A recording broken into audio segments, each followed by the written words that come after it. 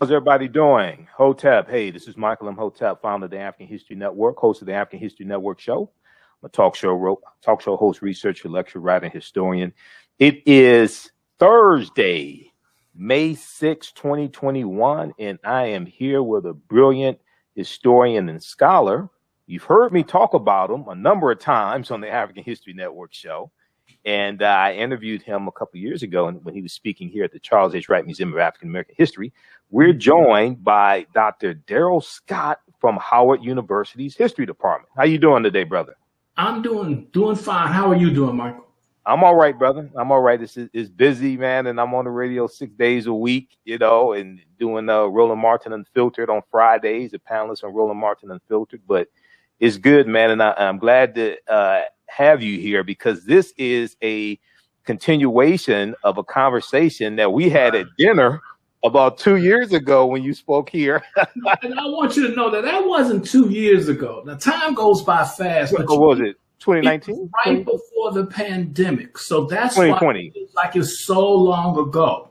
Okay. But it was really February of 2020. It's one of the last times I flew. So. Right, exactly. February 2020, right. So Asala brought you here, Association for the Study of African American Life and History, the organization that Dr. Carter G. Woodson co-founded September 9th, 1915 in Chicago. And we know he was the head of Asala. And they took you to dinner after your speech, and it was you, myself, and another historian, Jamon Jordan, who's famous here in Detroit, brother, and we had a long conversation. I know. Good people.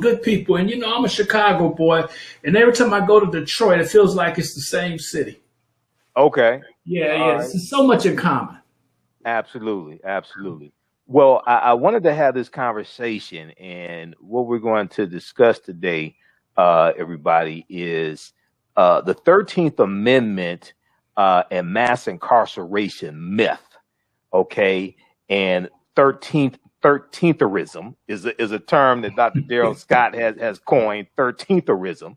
Okay, we're going to deal with this, and we'll talk also some about the 1619 project and some of the flaws in the 1619 project, because you've been critical of that as well.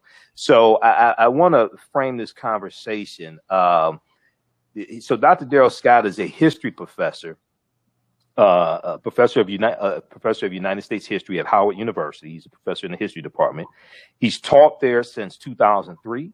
From 2005 until 2009, he served as the department chair.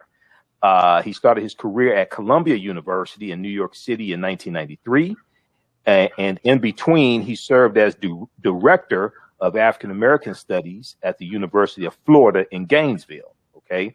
Now he researches and writes on American intellectual history, nationalism in the United States, and currently convict slavery since 1615. Convict slavery since 1615. Okay, you're gonna have to give us an explanation on that as well. Okay. In 1998, he won the James Raleigh Prize for the best book in race relations history for Contempt and Pity, Social Science and the Image of the Damaged Black Psyche, 1880 to 1996. Okay. And this is a bad brother. Now, he also is a past president of ASALA, Association for the Study of African American Life and History. If it was not for Dr. Carter G. Woodson and ASALA, we would not have African American History Month, Black History Month, which started out as Negro History Week in 1926. We wouldn't have Black studies. Say again? We wouldn't have Black studies. We wouldn't have Black studies if it was not for Dr. Carter G. Woodson. And Woodson is very, very much, I think, underrated. I think he's very much underrated and underappreciated. So he has a whole list of accomplishments as well. Give people your website. They can go to your website and find out more also. www.darylmichaelscott.com, one word. Okay, DarylMichaelScott.com, and it's Daryl with one R. DarylMichaelScott.com. And not that guy in Ohio. Not that guy. Exactly, not Pastor Daryl Scott. Exactly. So I wanted to have this conversation because this evolved out of the dinner that we had back in February 2020. And you and I had a conversation during dinner and we discussed the myth of the 13th Amendment of 1865, ratified December 6, 1865 to the U.S. Constitution, and the myth that the 13th Amendment re-enslaved the former slaves, okay? You talked about the documentary 13th by Ava Duvernay, and I remember when I saw the documentary twice, and when I saw the documentary right around that time, I was doing research on a lecture dealing with the history of the war on drugs, and I had done research on the war on drugs before, and when I dealt with when I was doing this research, I kept coming up with this same question over and over again. Now, I heard people say the 13th Amendment re-enslaved Black people, and it said that they were free unless duly convicted of a crime. And I'm going to pull up the actual text of the 13th Amendment here in just a second. And the question, when I go through and study the chronology of the history from 1865 to the beginning of the war on drugs, June 17th, 1971, under Richard Nixon, that's 106 years. I kept coming back to the same question. If the 13th Amendment was created to re-enslave us and it created mass incarceration, why did it take 106 years for mass incarceration to start? Exactly. I kept coming back to that same question over and over again. It's a huge question. And it's, you would think, no, I started teaching a course around this. And one of the impressions that the movie creates, and again, this doesn't start with the documentary. Correct. One of the impressions that the documentary creates is that everybody's re-enslaved.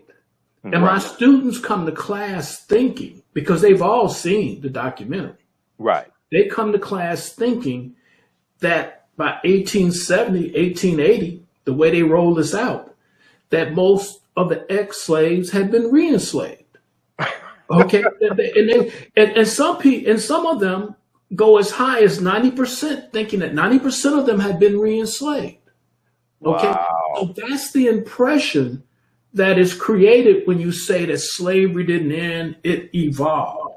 But when the reality, when you look at the reality, is that in the late 19th century, never 1% of the free people were re-enslaved. Never 1%. It was more like 0.25%. Okay, so it's never re-enslavement at all.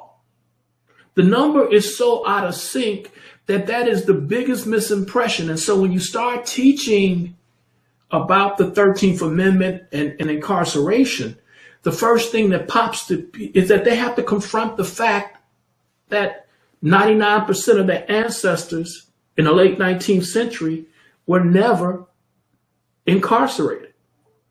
Okay. Okay. So yep. Even though we disproportionately in many states, even though we were disproportionately made up a percentage of the incarceration rate, but the majority of us were not incarcerated. Now here is the truest statement of all. Okay, and let's get this out here, because some people get confused and start thinking, if I disagree with this, I must be politically a conservative. Okay. Look, I just believe the truth may not set you free, but Allah certainly won't. Okay. Right? Now, when you start going back and looking at incarceration rates, Black people have always been disproportionately incarcerated. Right. So the meaning of racism, the import of racism and incarceration, is that Black people are always disproportionately incarcerated. So when the prisons start developing in the early 19th century, we're always there disproportionately. Now, some of the 13thers would like to say, well, the prisons were made for white folks. Yeah, they were. But they did just fine for Black folks, if you will. So that, for instance, in New York State, Black people were something like 2% of the population in the antebellum period. Black women were 40% of the incarcerated people. Right. Okay, 40%. So 2% of the population produced 40% of the female prisoners. So that tells you that is mad disproportionate incarceration. Now, this is before the 13th Amendment. And who were these people? These were free Black people. And so the state of freedom for Black people has always been one of disproportionate incarceration. Right. Nothing to do with the 13th. Before the 13th, we're disproportionately incarcerated. After the 13th, we're disproportionately incarcerated. But never were we mass incarcerated in the 19th century. And the term mass does not even come into the conversation until the late 20th century. And when people create language, they typically create language for a purpose. Okay, they don't just come up with it for no reason. They typically are trying to make sense of something.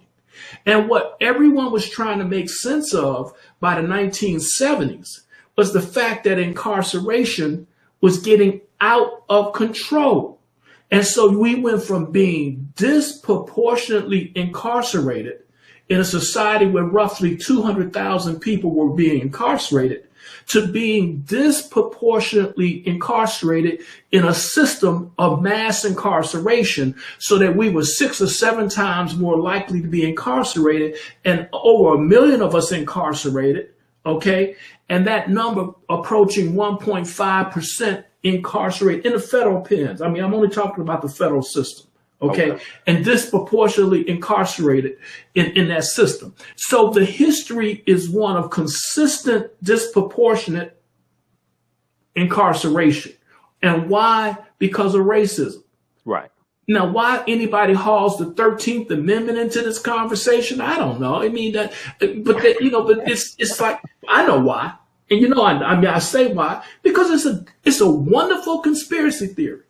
Right. So let me do this. Let me pull up. I have the text of the 13th Amendment here, and I encourage people to go to archives.gov, which is the official website of the National Archives, archives.gov. You can also go to loc.gov, which is the Library of Congress website, loc.gov, and you can read the entire U.S. Constitution. You can read the 13th Amendment. You can read all the amendments, the 27 amendments to the U.S. Constitution. So I'm going to pull this down also, the Chiron down there. So if we look at the 13th Amendment, the 13th Amendment is 2 sections. First section, section 1, neither slavery nor involuntary servitude, except as punishment for crime, whereof the party shall have been duly convicted, shall exist within the United States or any place subject to their jurisdiction. Okay, so people focus in on the party shall, or whereof the party shall have been duly convicted, and they focus on that and say that's a loophole. They say it's a loophole. Okay, I've heard well-known African American historians say this, highly respected African American historians. African Senate historians, I've heard say this, okay? Section 2, some friends of mine, okay, I've heard say this. A lot of my friends, I got some former students out here saying this. Yep. Now, Section 2 says Congress shall have power to enforce this article by appropriate legislation, okay? Now, the 13th Amendment was passed by Congress January 31st, 1865. It was ratified December 6, 1865. And adopted December 18th, 1865. Okay. Now, Dr. Daryl Scott, when I had a conversation with you and historian Jamon Jordan, we would talk, man, we talked for 2 hours at dinner. Yeah. You talked about the Northwest Ordinance of 1787. Right. And how that's crucial to understanding the 13th Amendment of 1865. Could you explain the Northwest Ordinance of 1787, please? Yeah, but let me first say something. Okay, go ahead. This clause is dealing with 2 kinds. Let's talk about 2 kinds of slavery. Okay. And let's just look at the language for a second. Okay. All right, involuntary servitude. I have not found in any document the phrase involuntary servitude prior to 1785, when Thomas Jefferson and a committee used the phrase to talk about Western expansion in general. That bill did not pass. 2 years later, the Northwest Ordinance passed, but it has this phrase involuntary servitude. And it also has the phrase slavery, except as punishment for a crime. Now, one thing I want to say is, let's talk about two different kinds of slavery. Okay.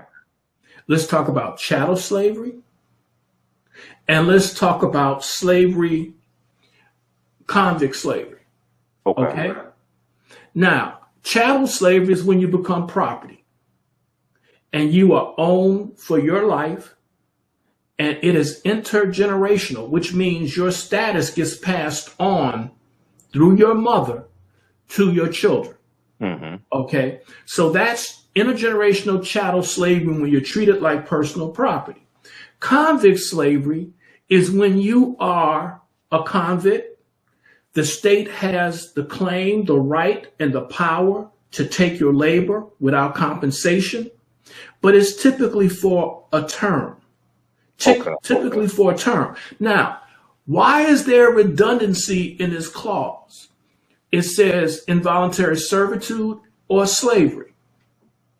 And it's precisely because there was nothing a white man can do in British North America and then in the United States to ever become chattel slavery, a chattel slave. Nothing they could ever do. And the British were notorious for denying that anybody white had ever been a slave.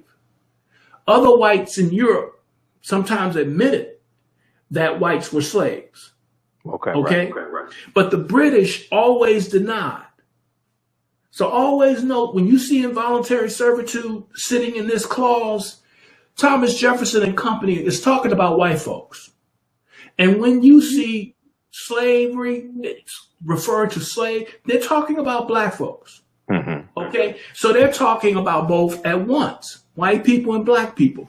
Now, in the Northwest Ordinance of 1787, they were taking land from existing states, and in that land, they were saying there would be no chattel slavery.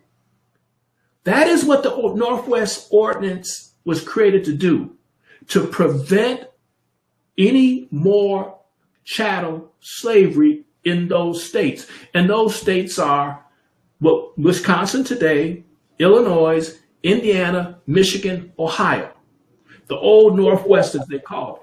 And so they were eliminating chattel slavery.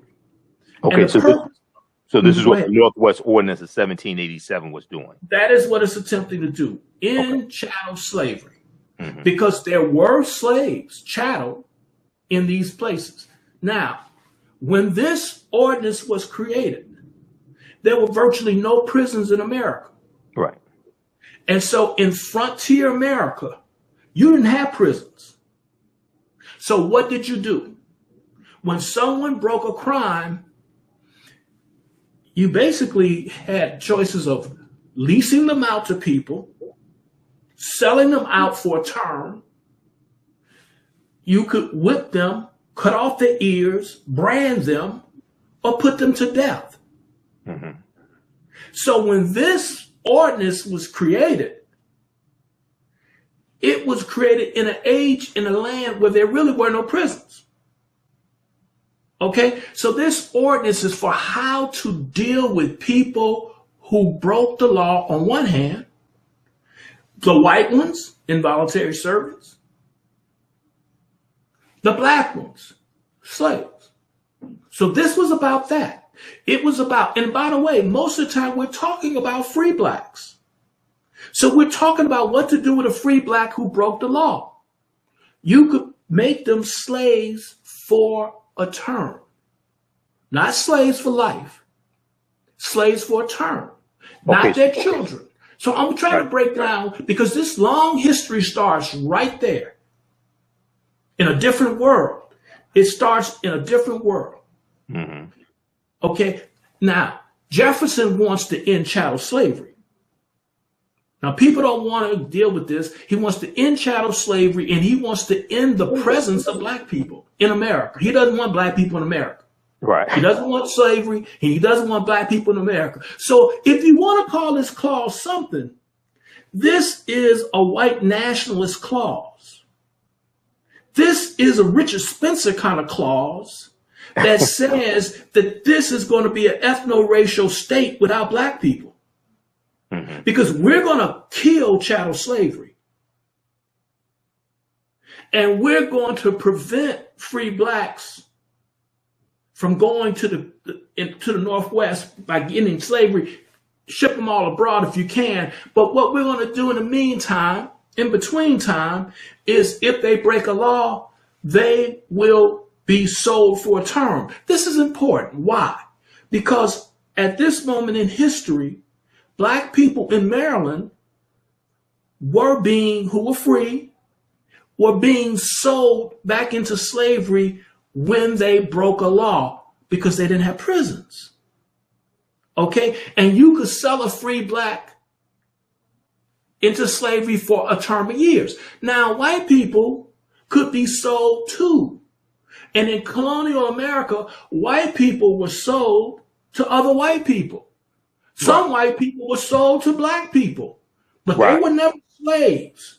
They were servitude because they broke a law. Okay, so the whole notion then, remember now, when you deal with that, okay, so when you say white people, involuntary servants, that's white people playing skull games with white people. Okay. And when black people buy this kind of stuff, they're buying into the skull game. All right. So white people, okay, anyway, so white people are having mental sex with white people. Okay. I want to make it clear to you. Okay? Go ahead. Make it plain. Like Malcolm said, make it plain. I can sell you right next to the black guy. Mm-hmm. And I can sell you for 10 years to a black guy. Right. Okay. Right. But you're not a slave. But that free black, he's a slave. And we're doing this because we don't have prisons. Nobody's come along with prisons. And our choices are few. And we kill you for a lot of things. We got 100 and something laws for which we will put you to death. So the prison is reform. So the prison is a system of reform where we're going to reduce the number of capital offenses, capital meaning we put you to death, right? We're going to reduce the number of capital offenses to a few, and we're going to spare your life and reform you. Okay? So this is before all that comes along when this clause is written. The practical effect of this clause as time goes by, increasingly, it's proven effective in doing one thing. Okay. Killing chattel slavery. Wherever this clause is put in a constitution in the United States, and it's put in every constitution for a free state, every free state gets this clause. Okay? Congress puts it in every free state constitution. So every new state has it that's free. Old states don't have it. Virginia doesn't have it. Delaware doesn't have it. Okay? Those original 13 don't have it. Michigan had it. Okay? Ohio had it. Oregon had it. Iowa had it. California had it. So all the free states got this clause. And it is effective in doing what it's supposed to do. Kill chattel slavery. And all the way up to the Civil War, there were free blacks and white folks who were sold on the auction block when they committed crimes in these states. All the way up to the Civil War. 1861. Actually, I'm sorry. Let me be precise about this because it gets interesting. Okay. Because this gets to the other side of this story. Yeah, I'm getting some feedback. Okay, well, let's get some feedback because I've run enough of it for now. Okay, no. You mean some static? Okay, No. I turned down your volume a little bit. I need to check something. I want to make sure I don't have want to make sure I don't have two browsers open so I don't hear myself. Hold on just a sec. Okay. All right, that sounds better. Okay, go ahead. Go ahead and continue, Dr. Daryl Scott. And so then the people who create the 13th Amendment, okay, not the clause, but the amendment, in which they basically take the Northwest Ordinance, right? The people who create this clause, this has been around 60-something years by the time the 13th Amendment is drafted. Okay. And it's what we call boilerplate. All right. And, you know, in the law, people say, well, it's boilerplate. That means people don't think about it. Now, let me tell you what boilerplate is. I happen to have been a legal clerk, never a lawyer, legal clerk in the Army. And we did a lot of stuff with boilerplate. You take language that exists and you charge people with existing language, right? So it's like a contract that it's the same contract you use every time. Why do you use the same contract every time with all that boilerplate language? It's because it's tried and proven. Right. Okay. Right. Boilerplate is tried and proven. And so when somebody puts a boilerplate in legal terms, it's basically, they got you. Okay, this thing has been through everything. This charge that they're putting you on, it's been to court, it's been argued about, people have appealed it, they have done everything. This thing works. It sets a precedence. It sets a precedence. And I mean, and it's got a track record. Okay, I just want to be clear, because wherever they put that clause, they ended chattel slavery. And they wanted to do one thing. No, they weren't trying to get rid of prisons, nor were they trying to get rid of convict slavery. They were trying to get rid of chattel slavery. Okay? Now, the abolitionists, some of them were for prisons because they were reformers. Okay? But here's what they didn't want, and here's what they didn't know. Charles Sumner, everybody points to Charles Sumner in the hero in the 13th narrative because Charles Sumner said we shouldn't use this language. But let's be clear about one thing. Charles Sumner was for prison. He was not against prisons, and he was not against prison labor. Okay? All the prisons, white and black, would labor. So he was for all that. But he didn't know that free blacks were being sold on an auction block. Okay? He didn't know that in Maryland, they were still selling people. In Delaware, they were still selling people. He didn't know they were still selling white people.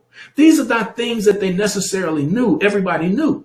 In 1840, for instance, when Harrison was running for president, he got accused of selling white people into slavery. And they would call it slavery when they were trying to be pejorative. So white people who were being sold into involuntary servitude, when it got to politics, were saying that they were saying they were being sold into slavery. And yes, they were. They were being sold into a slavery for a term of years. So the 13th Amendment, that clause was supposed to kill everything, but the people in the North didn't get it. But they weren't trying to kill the chattel slave, but they were trying to kill, and we'll know in a second, they were trying to kill immediately the idea that you could sell a black person. So in 1866, 1 year after the passage of the 13th Amendment in Maryland, which was forced to have this clause, Maryland, as you know, occupied this borderland that the North was not going to let go into the Confederacy. And so they dealt with Maryland very sternly, and they forced this amendment, this clause, into their constitution. So they made Maryland take it. So one of these Southern-leaning, Confederate-leaning judges, okay, in Anne Arundel County down the road, he basically said, I'm trying this.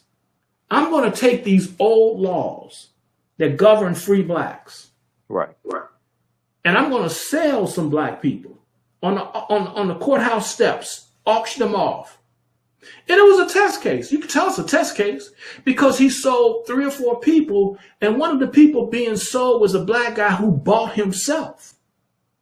Okay, so brother got on the courthouse step, and they say, look, to the highest bidder. And brother started bidding, and he bought himself for $30. Okay, and so he was sold to himself as a slave for a term. Oh, you say, okay, so the 13th Amendment did have a loophole. Boy, Charles Sumner didn't know this was about to happen. He went off. And so did the rest of the radical Republicans. This is partly how you get the the Civil Rights Act of 1866. Right. There are two things that give you the Civil Rights Act. This behavior right here and the black codes, which we'll get back to. Okay, so you get these two things that give you the 1866. Salmon P. Chase, who's now on the Supreme Court, who was in Lincoln's cabinet. Chase, look here. Chase went off. He ruled that you can't sell people like this. So the loophole was shut down immediately. Immediately. It was shut down before anybody created, guess what? Convict leasing. So when you get all this 13therism, that this loophole is how you get convict slavery, or how you get convict leasing. Oh no. This loophole was shut down within a year. Okay? The Freedmen's Bureau shut down that loophole in Virginia. In Virginia, they were trying to sell black people too on the courthouse steps. Virginia, the Freedmen's Bureau said no. Now, the point here is what was created to end chattel slavery was also going to end anything that smacked of slavery, which usually means to most of us selling people to a private entity. Okay? So selling people to a private entity. And so they said, no, we're not going to have any of this. Now, convict leasing is different. And convict leasing comes along, and it doesn't start after the 13th Amendment. It starts before the 13th Amendment. Right. In Alabama, right? I think it's in the 1840s. It starts in Louisiana. But and here's something that historians didn't know. It also existed in Virginia in the 1850s. So this ain't no long ago, far away stuff. Convict leasing existed. And in Virginia's case, it's kind of interesting because, in both cases, it's interesting because convict leasing took place in the South, where black people were typically sold to a contractor, leased, I should say, to a contractor. Okay. And there's, by the way, you buy the lease, you bid on the lease, and sometimes you're literally looking at the people you're about to lease. So it smacks in certain ways of slavery. Okay. Because you can see that sometimes the people go in and say, I want to review these slaves and make sure that they're worth buying. And white people too, white and black. They're looking them over, looking them in their mouth and all this kind of stuff sometimes, right? And so they want to make sure that what they're leasing is worth the lease. But in Louisiana and in Virginia, the tendency is to have the white folks being leased out and working in the prisons, and the black folks being leased out to work on the hard labor. Now, this is very consistent with the fact that white people weren't supposed to do hard labor in the South, right? Under slavery. So this is consistent with that. And so the first guys of convict leasing in the South made a differentiation once again between black and white, and it's racist and discriminatory. Both are being leased out in both of these states. Both are being made to work in both of these states. And in our common parlance that I think trivializes everything, there's white privilege for the white convicts. Okay. In that language, that language of privilege. But anyway, I don't want to get into that today. But anyway, so that people understand that there was a two-tiered system of convict leasing. After the war, whites still have some privilege, but you know what? Whites increasingly find themselves in convict leasing doing a lot of the work that black people do. It's no automatic free walk to a smooth deal, right? In other words, oftentimes they were doing the same kind of back-breaking and you perhaps will die labor, all right? But they still tended to be, hey, just like today, there's still privilege in the prisons on who gets what job. Okay, so there's always that in the system. The racism is the universal, my friend. It's the universal. But what is there? So convict leasing comes along. despite the 13th Amendment, because the 13th Amendment doesn't have any problem with hard labor for convicts. None. Zero problem. Okay? It ain't nothing new. The 13th Amendment does not create convict slavery. It does not. It goes all the way back to 1615. So it's nothing new. There's 250 years of there's 200 years of convict slavery before the 13th Amendment. Okay? You get me? It's right, 200, right. In fact, 250. So roughly 1615 to 1865, white people could be sold as involuntary servants to other people. So 250 years of it. So we know about the convict. We know about the indentured servitude. Okay. Are you hearing me twice on your end? No, I'm not hearing you twice. Okay. Maybe it's just feedback on my end. And those watching, let me know if you're hearing me twice. If not, then the audio will come out okay then. So we know, and I think it's important. I held up this book here. This is Before the Mayflower by Lerone Bennett Jr. Chapter 2 of Before the Mayflower really helps to lay out this chronology of history, and it deals with white people being put into involuntary servitude. It talks about some free blacks who are going to own. I'm sorry. It talks about white people being put into indentured servitude. I should say indentured servitude. Go ahead. But let me clarify something. Okay. All right. Sorry. Historians have been very sloppy. Okay. And sometimes I think they're sloppy with a purpose. Okay. There's a way that we want to call everybody an indentured servant. Okay. So, and we get this impression that indentured servants came voluntarily. Mm-hmm. Okay. Right. All right. Not everybody came voluntarily. And it's really striking how we refuse to call a slave a slave. All right. Okay. So, but along with the volunteers who had their money to pay for their ship to the New World, see, if you had your money, okay, you just got a ride over and you went about your business.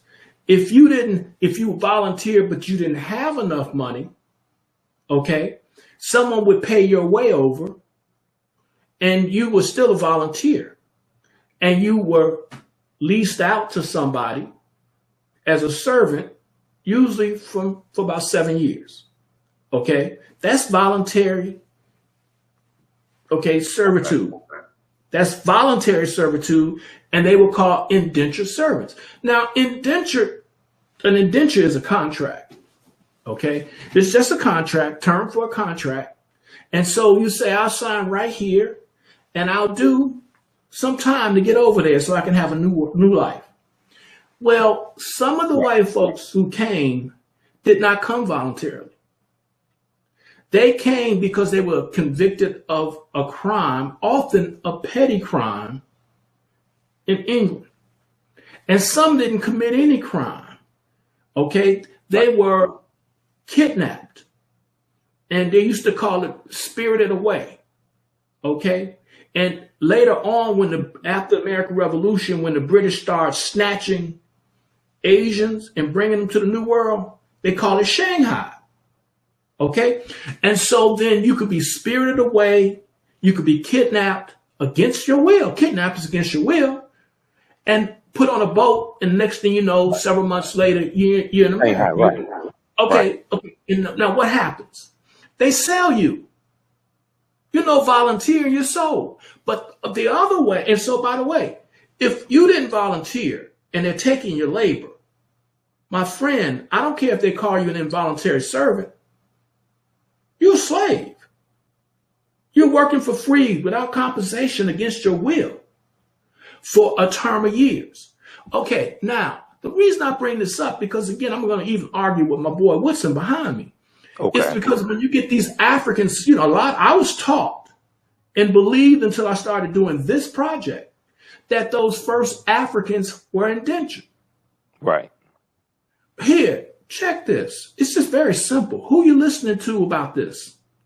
If somebody snatched you from Africa and you didn't speak English, they sold you when they put you on a ship. When you got here, they sold you again. Right. Now, you didn't sign a contract. You didn't speak English.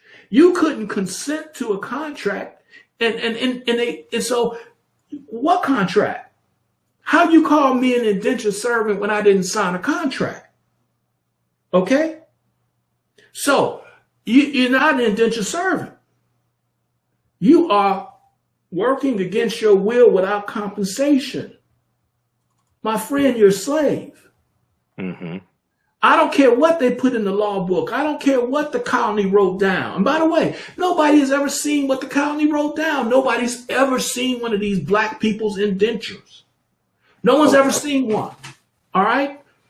Okay, so we are speculating and we are inferring from cases that come to the court.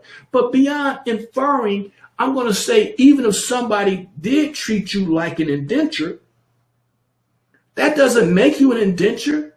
You didn't sign an indenture. You didn't volunteer nothing. They took your labor. They took you twice. They took you from your native land. They put you on a boat. So you're a slave. So those first Africans were slaves, right? Alongside some white folks who were convicted. Because in England, by the way, they were letting some convicts in England come over rather than what? Putting them to death. So the king was vicious. The king would say, you stole something, you burglarized something. Oh, that's a capital offense. Off with his head, right? Okay. Right. This is before the prison. This is before all this great reform. This is before the full enlightenment and all this kind of stuff, right? Okay, so they're putting these people to death.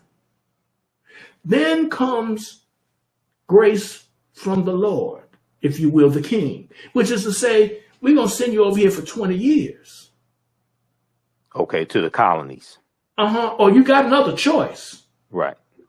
We could take your head right now. Okay? So that choice is not a choice. That basically is you are being sent into involuntary servitude, which is what?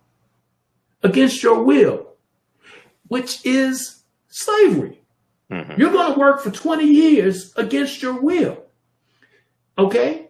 Because you committed a crime. It could be vagrancy, which means you could be no way to show that you had income. And they could just snatch you up and say, hey, we're going to send you over here. And then you could be sent over by kidnapping and they can still give you 20 years. So my point to you is that they got white folks right beside these black folks in early Virginia and Maryland who are nothing but slaves, convicted and treated like convicts, sometimes just stolen, and they're going to spend some years, okay, working for somebody without recompense. Right. Okay, so that's why I use the term convicted convict slave. And so convict slavery is an institution that's 250 years old when the 13th Amendment comes. Okay. It started nothing. And I know chapter 2 of Before the Mayflower by Lerone Bennett Jr., he lays out some of this history. And he did this is before chattel slavery evolves in like the 1600s. That's right. We don't even fully have chattel slavery, but here's the truth about this. Now, again, I'm one of these historians. I believe I don't care about the politics of history. Right. Okay. I really want the cards to fall where they may. Because I think the highest expression of intellect is solving problems. All right. And how to get out of a mess. Okay. Right. You're in a mess. How do I get out? And the only way you get out of a mess is to tell the truth to yourself, right? Deal with the truth. All right. And so when you start looking at the development of chattel slavery, look, from the very beginning, there's chattel slavery in North America, as we know, the Spanish. And by the way, the Puritans are not tripping about stuff like this. Okay. The Puritans have no problem putting Native Americans in slavery. Okay. They don't have a problem with this. Okay. And so what everybody's scared of what the king will say. So they get into the business of chattel slavery before the law. But nobody wants to be honest about it because the king may very well say that he doesn't want slavery. He basically says there's no slavery in his realm. Now they start dealing with black folks as slavery and as slaves, and they start dealing with white folks, Native Americans as slaves early on. And other European countries do it too. And these people are occupying the same world. They're not strangers to these institutions, of the institution of chattel slavery. And so many people probably bought those first 20 Africans and said to themselves, you'll never be free. Okay. And subsequent ships that came along, virtually nobody was free, right? In other words, let me just tell you that, so there's this very short window in which black people had a chance to get free, when they came over here. And so then what you got in the 17th century, well before, we like to say that plantation slavery starts around about 1705. But what you have by the time you get into the 1630s, you got people who are being treated as chattel in Virginia and Maryland. Okay. Even though these cases don't start busting up to the courts until the 1640s and so forth. Okay. Right. So don't think that there's no chattel slavery until then. It's a very short window. So you're really talking about something like 10 to 15 years. Okay. This is a period of time shorter than 9/11 to now. Right. Right. So you have the treatment of African people as chattel slaves before you have the codified slave laws actually in place. Absolutely. Yeah. Absolutely. And then you look at Massachusetts is going to be the first colony to have codified slave laws in 1641, but this is before the colonies start having the chattel slavery codified laws in the 1660s with Virginia and Maryland. Absolutely. So in other words, sometimes, look, there's a way in which we can make too much of laws and too little of laws, because what we're really looking for is what was going on the ground. Right. Okay. That's what we're really trying to find out. And the law is just one way to find out what was going on. And sometimes it's not a good guide for what's going on. Okay. Sometimes the laws can tell you how things are, and you get on the ground and, for instance, you have laws against intermarriage and all this, and you can look around and find people who, married sometimes. So you can see things that just are not with the law, because oftentimes the question is, how are the laws being enforced? And so there's practice, there's law, and sometimes there's discrepancies between the two. And what a good scholar does is that you look at practice and law and you discuss these kind of things as openly and with as much detail as you can so that people get a sense of what was going on. Right, exactly. You were quoted in the article from USA Today back from February 8th, 2019. 1619, 400 years ago, a ship arrived in Virginia bearing human cargo. And you talked some about what you just mentioned here. We're going to come back to the Northwest Ordinance in just a minute. By the way, in South Carolina. But I'm saying, you changed your mind. That's what I was coming to. That's right. And it's not that the history changed, and I have the article up here. That's right. I talk about this, and I have thousands and thousands of articles I teach from this. But it's something very important in here. I'm going to scroll down to this. You talked about, so for just so people understand, it's a tricky history dealing with that 20 and odd Africans. And the reason why it's a tricky history is because they are captured from what's present day Angola. They are put on a Portuguese slave ship called the San Juan Batista. It's about 350 of them. The San Juan Batista is going to be hijacked by English pirates around Veracruz, Mexico. They're going to take about 50 to 60 of these Africans off the San Juan Batista, put them on two English pirate ships, the White Lion and the Treasurer. The White Lion and the Treasurer come into Point Comfort in Virginia. Okay. Now, and from my research, it wasn't Jamestown, Virginia. It's actually like present day Hampton, Virginia. Okay, but they're coming to Point Comfort. And then August 20th, 1619, 20 and odd Africans on the White Lion are going to be exchanged for food and water and supplies. Okay. Now, when at 1619, they don't have codified slave laws in any of the 13 colonies. And they don't even have a Virginia Assembly, right? Okay. And then from my research, they're going to be, now they're captured. They're captured by the Portuguese. Right. It's against their will. Exactly. They're put into, for my research, they're put into in Virginia, they're put into a form of, say, involuntary indentured servitude, because they're going to be released after a number of years. Okay, now but it's against their will. Go ahead. Yeah, that's right. Well, you've heard my spiel, and you can see again. Historians change their mind. Okay, when I first dealt with this issue years ago, up until 2019, right? I had the position that they were indentured servants. That's what I was taught. By the way, that's what Carter G. Woodson argues. Okay. So this has been argued for over 100-something years by scholars that they were indentured servants, right? Now, you rightly point out that they're involuntary indentured servants. But let me suggest this to you. Sure. There is a concept that existed time immemorial of slavery for a term of years. Slavery for a term of years. All right. If you are being held against your will today and being forced to work, whether it's in the United States or whether it's in Africa or whether it's in Asia, we call that slavery.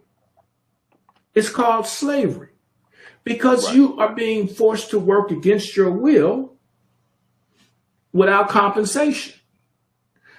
Now, we can say that's involuntary servitude, or we can say that is slavery, and oftentimes it's for a set of years, for a term of years. So some of these people, and this is how I put it now, were treated like slaves for a term. Some of them were treated like chattel from day one, in the sense that nobody intended to let them go. See, we don't know for certain what their status was and what people's intentions were. But it plays itself out fairly quickly. So by 1826, right? If they're getting the 7-year treatment, right, it's over. 1826 or 1626? 1726. 1726. They should be gone. They should be on their way, right? They should be free to go. I mean, do whatever you want to. It's been real. You did your 7 years. We know that's not the case.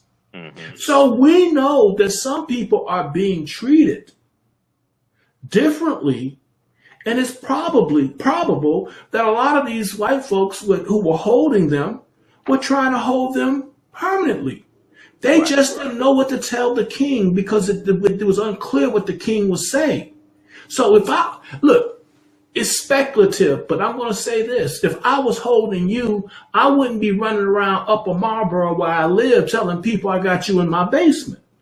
Because I know that's illegal. But if it was uncertain, I still wouldn't tell anybody. You follow me? I wouldn't tell anybody any of this. And that's what's going on in some of these places. We don't want to necessarily alert the king to any of this. But they know it's happening elsewhere. Right. And at the same time, you have different things taking place at the same time when you go up until the 1660s. But even after that, because you're going in the various colonies, you're going to have free African Americans who can vote and own property. Okay. And then we're going to see that phased out and those rights taken away from them. And by the way, some of this doesn't take long. I mean, everybody knows that these free Africans are being discriminated against. I mean, Anthony Johnson, the first black slaveholder, the first black person we know who got his freedom, also ended up being a black slaveholder. Well, we also know that when he died, they took his property from his family. They took his property from his family. Yep. I mean, this was like a tenuous existence for these free people that, you know, later called free people of color, but he called himself an African. This was a tenuous existence for these folks, right? And so they could always fall. And like I say, when they broke laws, they were treated as slaves for a term. See, that's what it became. They sold into slavery. And if they broke too many laws, they'll sell them for life as chattel. Okay. Now, when you said they, who's the they you referring with? If they broke too many laws, who's the they you referring to? If free blacks broke laws. Oh, free blacks. Okay, right. If free blacks broke the laws, like, you know, the descendants of the 20 odd, right? Right. If those who got free, if they broke laws in Virginia, they could be sold on the blocks. Okay, just like the white people who would be sold too. But what I'm saying is that practice never ends for them until 1865. Right. Okay, for white folks, they'll still sell them. By the way, in Virginia, they pretty much stopped selling white people as involuntary servants, quote unquote, involuntary servants, around about the time of the Revolution. Okay, 1775, right around that time. About that time, right? You know, and again, I haven't been to every courthouse down there to see how that shook out, really, but I'm sure there was somebody sold. Exactly. Okay, so let me follow up, and we'll be here for a few more minutes. You have a little more time? Sure. Okay, all right, no problem. And for those just tuning in, I'm Michael Imhotep, founder of the African History Network, host of the African History Network show. We're speaking with Dr. Daryl Scott, who's a history professor in the history department at Howard University. We're talking about the 13th Amendment and mass incarceration myth, the myth that the 13th Amendment led to mass incarceration or created mass incarceration, a loophole in the 13th Amendment that re-enslaved the former slaves, the free African Americans. And he has coined the term Thirteentherism. He teaches a history class at Howard University called From Slavery to Mass Incarceration. Is that's the name of the class? Right. And he talks about, because we're Facebook friends, and he oftentimes posts about the students coming into the class, and they've seen Ava Duvernay's movie 13th, and they think that the 13th Amendment re-enslaved African Americans, and he has to go through this whole deprogramming process. Okay, but talk about that. But by the way, this is increasingly a problem. This is increasingly a problem across a whole bunch of topics. You know, we're going to talk a little bit, I know, about 1619, the New York Times 1619 Project. Buck breaking is about to come out. This is about to be one that'll show up on campus. You know, all this stuff that people say, practicing. Look, Jamon Jordan, as you know, is a dear friend of mine. I respect him as a scholar. He doesn't teach at a university. He doesn't come with a PhD, but he does real history. Okay. Yeah. And we historians often debate. We don't agree on anything except we're going to use evidence. And we're going to be rigorous in our use of evidence, and we're going to argue stuff. Okay, boom. And we don't sell stuff that we can't prove. And we don't see the past as a place where you find lies and myths that you can use to justify any and everything you want to happen in the world. Okay, so there's a kind of rules of the road, but increasingly we live in an age where history is becoming propaganda, and the white folks ain't the only propagandists. Okay. Historically, they were the propagandists, and Woodson basically spent his life trying to dispel the lies told about us. Now we're lying on ourselves. Increasingly lying on ourselves. Sometimes it's very well-intentioned stuff. Okay. I mean, the 13thers are really people who want to end mass incarceration. I'm not against their goal. I'm for their goal. I want to end mass incarceration too. But sometimes people think that a lie will set you free. And a lie usually won't set you free. If I thought lies would set you free, I'd make history bunch of lies if I thought it would work. Okay? But I don't think a lie will set you free. Speaking of that, you wrote an article for, we're going to come back to South Carolina 1866 in just a second, because when we had dinner, you said something that really made me think. But you wrote an article that was picked up by History News Network, and I want to flip over to that. Daryl Michael Scott, Bad History and Worse Social Science have replaced truth. And in this article, you talk about the origins of the 13th Amendment myth. And you mentioned a man by the name of Lee Wood in the 1960s in California. Okay. Talk about this and how this 13th Amendment mass incarceration myth came into existence. Yeah. So the brother, and by the way, background on this, I was being talked about on a radio show and when Lee Wood was on it, by the way, because the guy was going at me because as an anti-13th, this was the early days of when I discovered this, right? So now what were the early days? About what about the time I met, maybe 6 months before we met in okay. You talking about 2020. Okay. Yeah, I'm talking about 2019, 2020. 2019, that's right. Okay. So I've been upset about the 13th stuff for ever since Duvernay's came out. But anyway, but then I decided I was going to do something about it, write about it, but research and write about it. But what happens is that Lee Wood is in California in prison.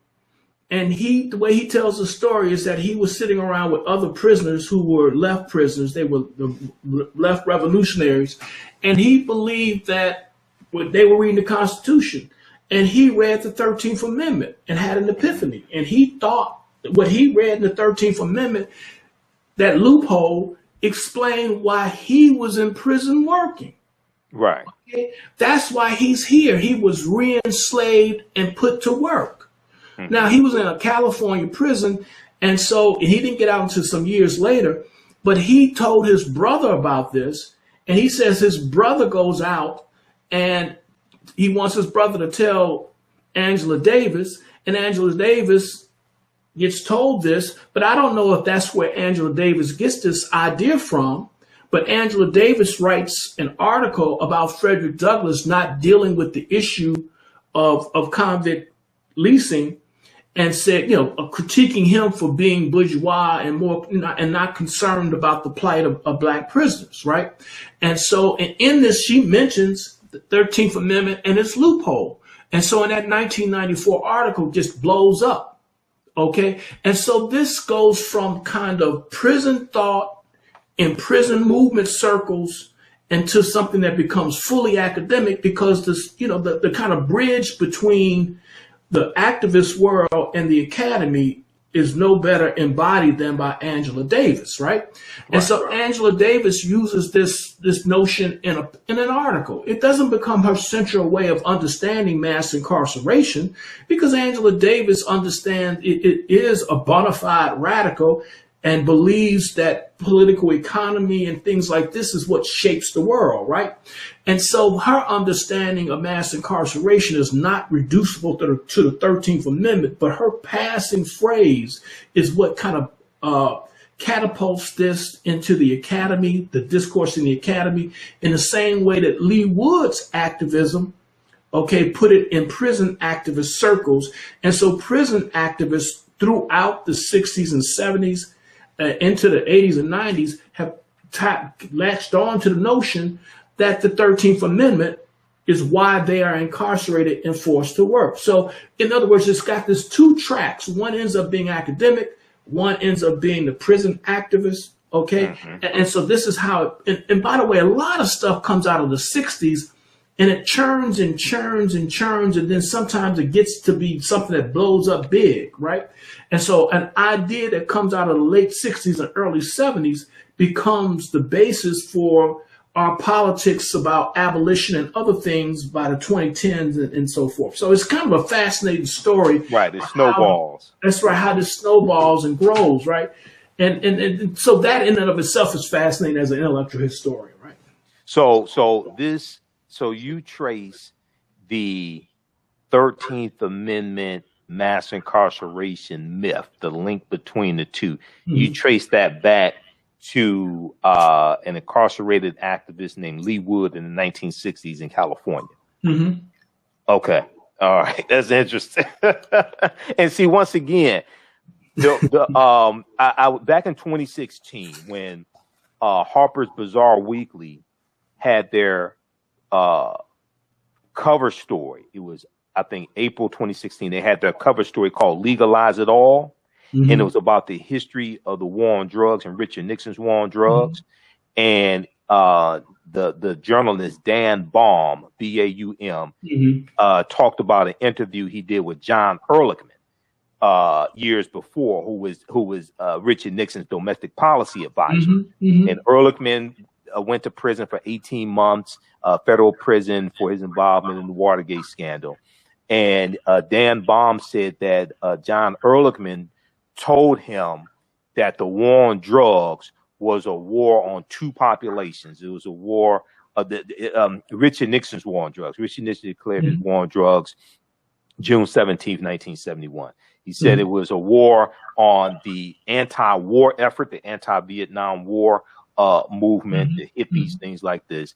And it was a war on the African-American community. And he said they associated heroin with the African-American community. They associated marijuana with the anti-war movement. And he said by doing this, they said, you could target their organizations. You can run these news stories about them on the news. You can incarcerate them, things like this. And so I was studying like the whole history of the war on drugs and drug laws, going back to the 1875 anti-opium laws in California, targeting Chinese men working on the railroads. And once again, the question I kept coming up with, because I saw Ava Duvernay's movie that came out in 2016, and I kept hearing, even before that, Michelle Alexander and the New Jim Crow. She has two explanations, right? It's at once the New Jim Crow, and it's once it's 19. She's a 13ther and a segregation. She has both metaphors at work, right? Okay, and the New Jim Crow, yeah. See, and Michelle Alexander, and I read her book as well, and she pushed this as well. And then the question I kept coming back to, and this is what we talked about when we had dinner in 2020. If the 13th Amendment was created to re-enslave the former slaves, re-enslave African Americans, and create this mass incarceration, what have you, why did it take 106 years for mass incarceration to start? Because it was nobody's intention. Exactly. It was nobody's intention. Now, you talked about South Carolina in 1866, and you talked about when we had. I know what you're about to mention. Yeah, you're talking when about we had dinner, South Carolina, and they didn't have a state prison until 1860. Talk about that. Yeah, well, again, in the South, a lot of people didn't believe in spending money on prisons. Okay. Well, as I tell my students, they'll convict you of a crime, 100-something odd crimes, and then take you out back within a week and do you up. In other words, they'll put you to death. Putting people to death without all these, Supreme Court wasn't big into intervening in when someone should die, how they should die, and all this kind of stuff in the 19th century. And so what they do in South Carolina, if they had reason to put you to death, they just put you to death. And they had a lot of crimes they put you to death for. And that's a lot cheaper than a prison. Right. Okay. And those people they didn't believe in a state. They didn't believe in high taxation. Okay. So, prison costs. Now, South Carolina was the first state to secede from the Union, December 1860. Yeah, and this is where the Civil War started. That's right. April 1861. That's right. And so they started discussing, at the same time that they started discussing the black codes, they started discussing a prison. Now, when you're discussing a prison, by the way, you're not discussing convict leasing. Okay, right.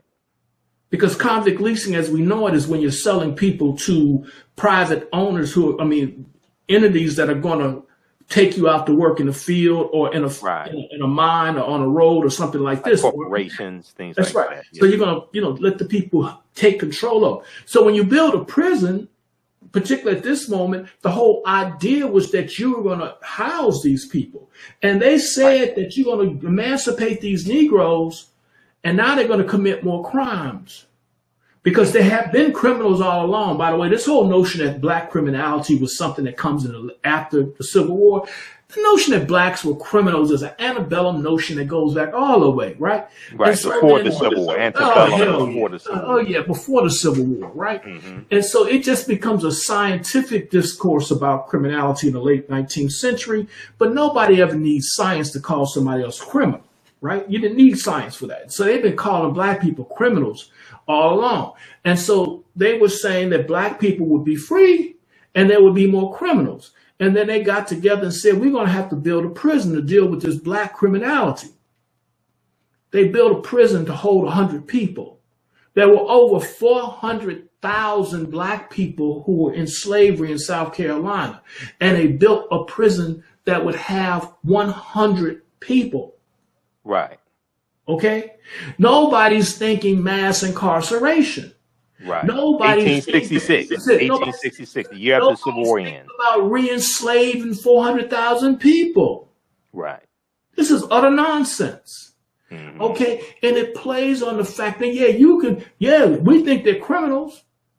We need a prison.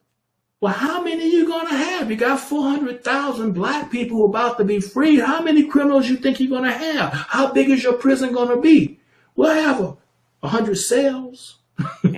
Okay, so no, they're not thinking mass. When they said the Negro was more criminal, they meant relative to whites, and they didn't need a prison for whites. And when the whites got out of control, they just put them down. They need it for the free blacks. Now that they're going to have more of them, right? And how many do you need? 100.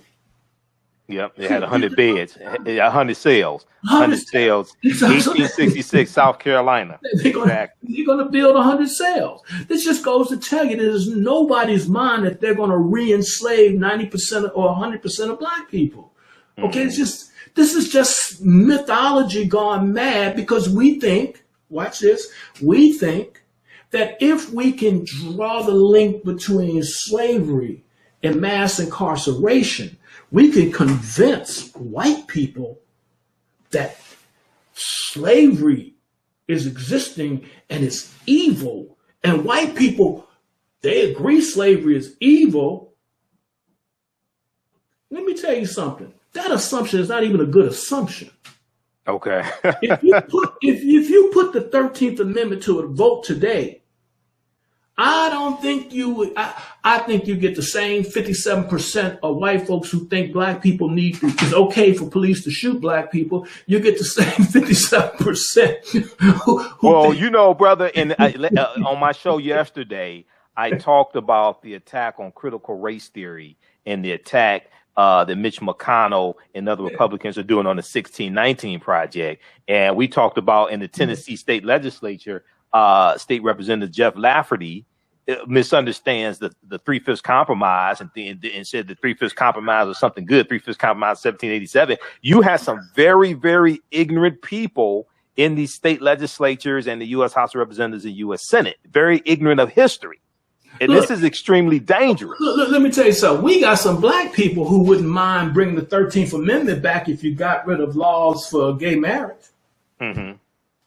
We got all kind of people out here.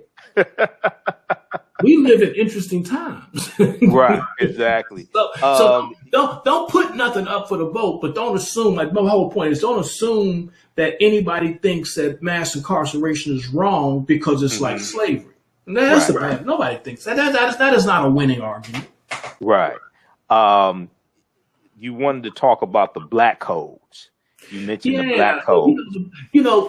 The biggest device in the 13therism has to be understood as a theory that's trying to hook a person into a narrative, right? In a kind of conspiracy theory way.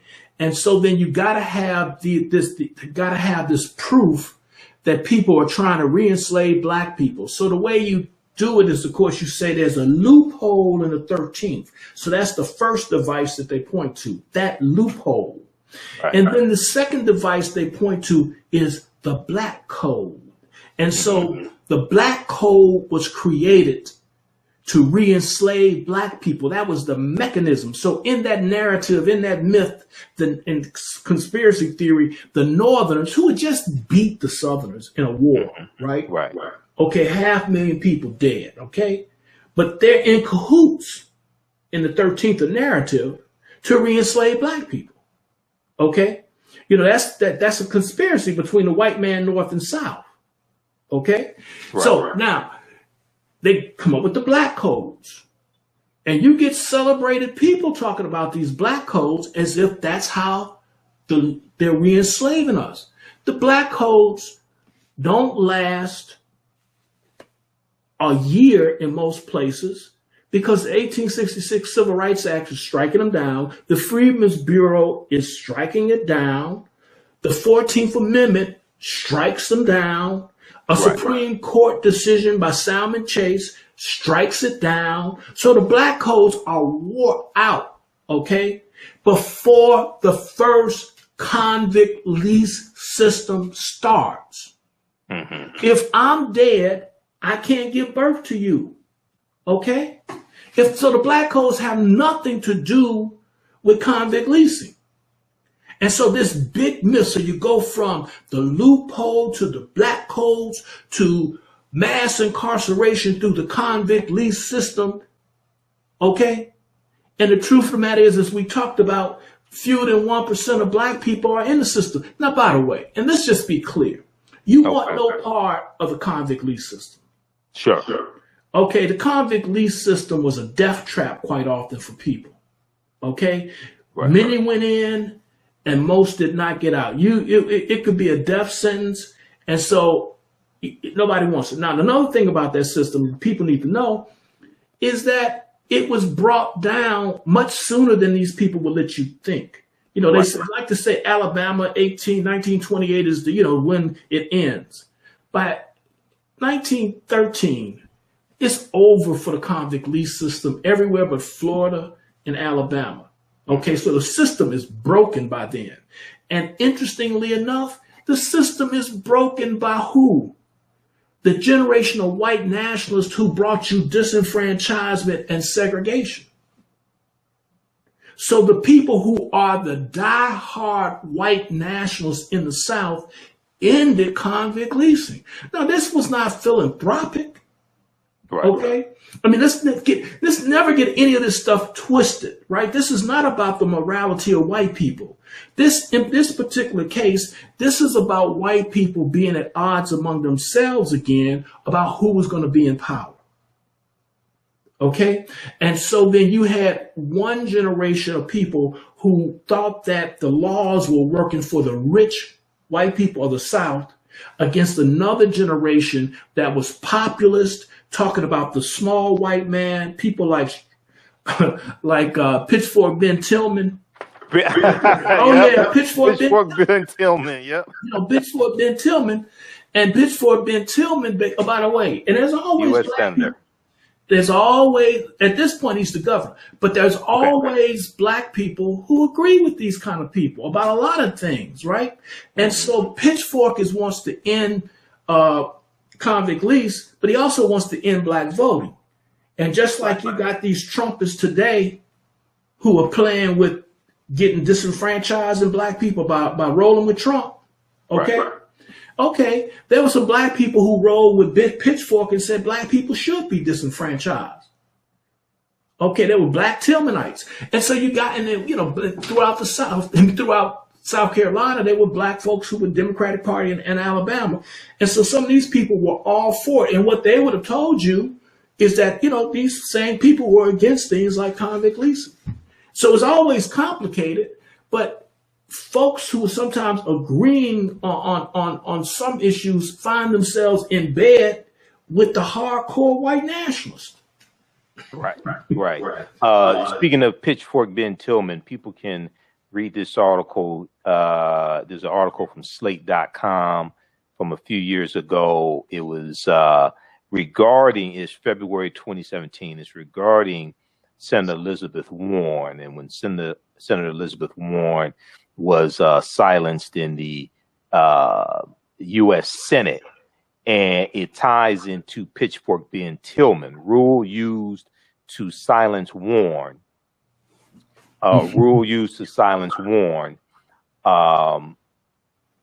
Was created to protect delicate feelings of Senate's foremost lynching advocate.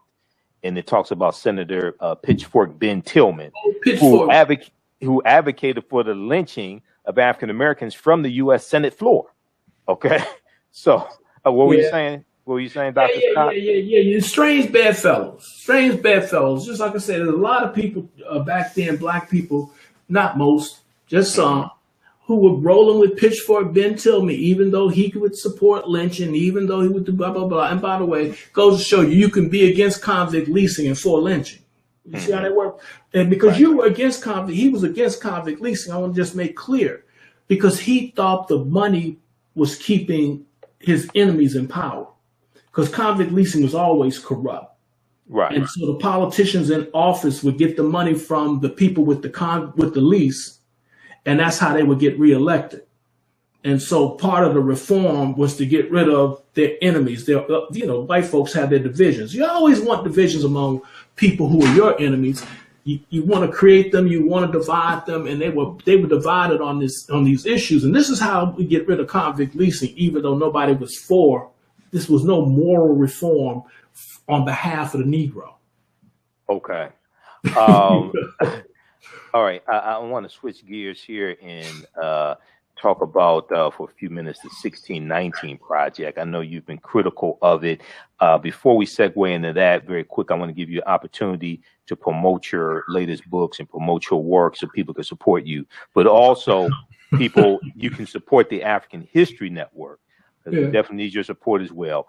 $ TheAHNShow through Cash App, $ TheAHNShow through Cash App, also through PayPal, paypal.me/TheAHNShow, paypal.me/TheAHNShow, or at our website, AfricanHistoryNetwork.com. This helps us because I do radio 6 nights a week, so this helps us to keep doing the research there on the air, keep broadcasting. And you can I also teach an online course, a 9-week online course that you can register for as well.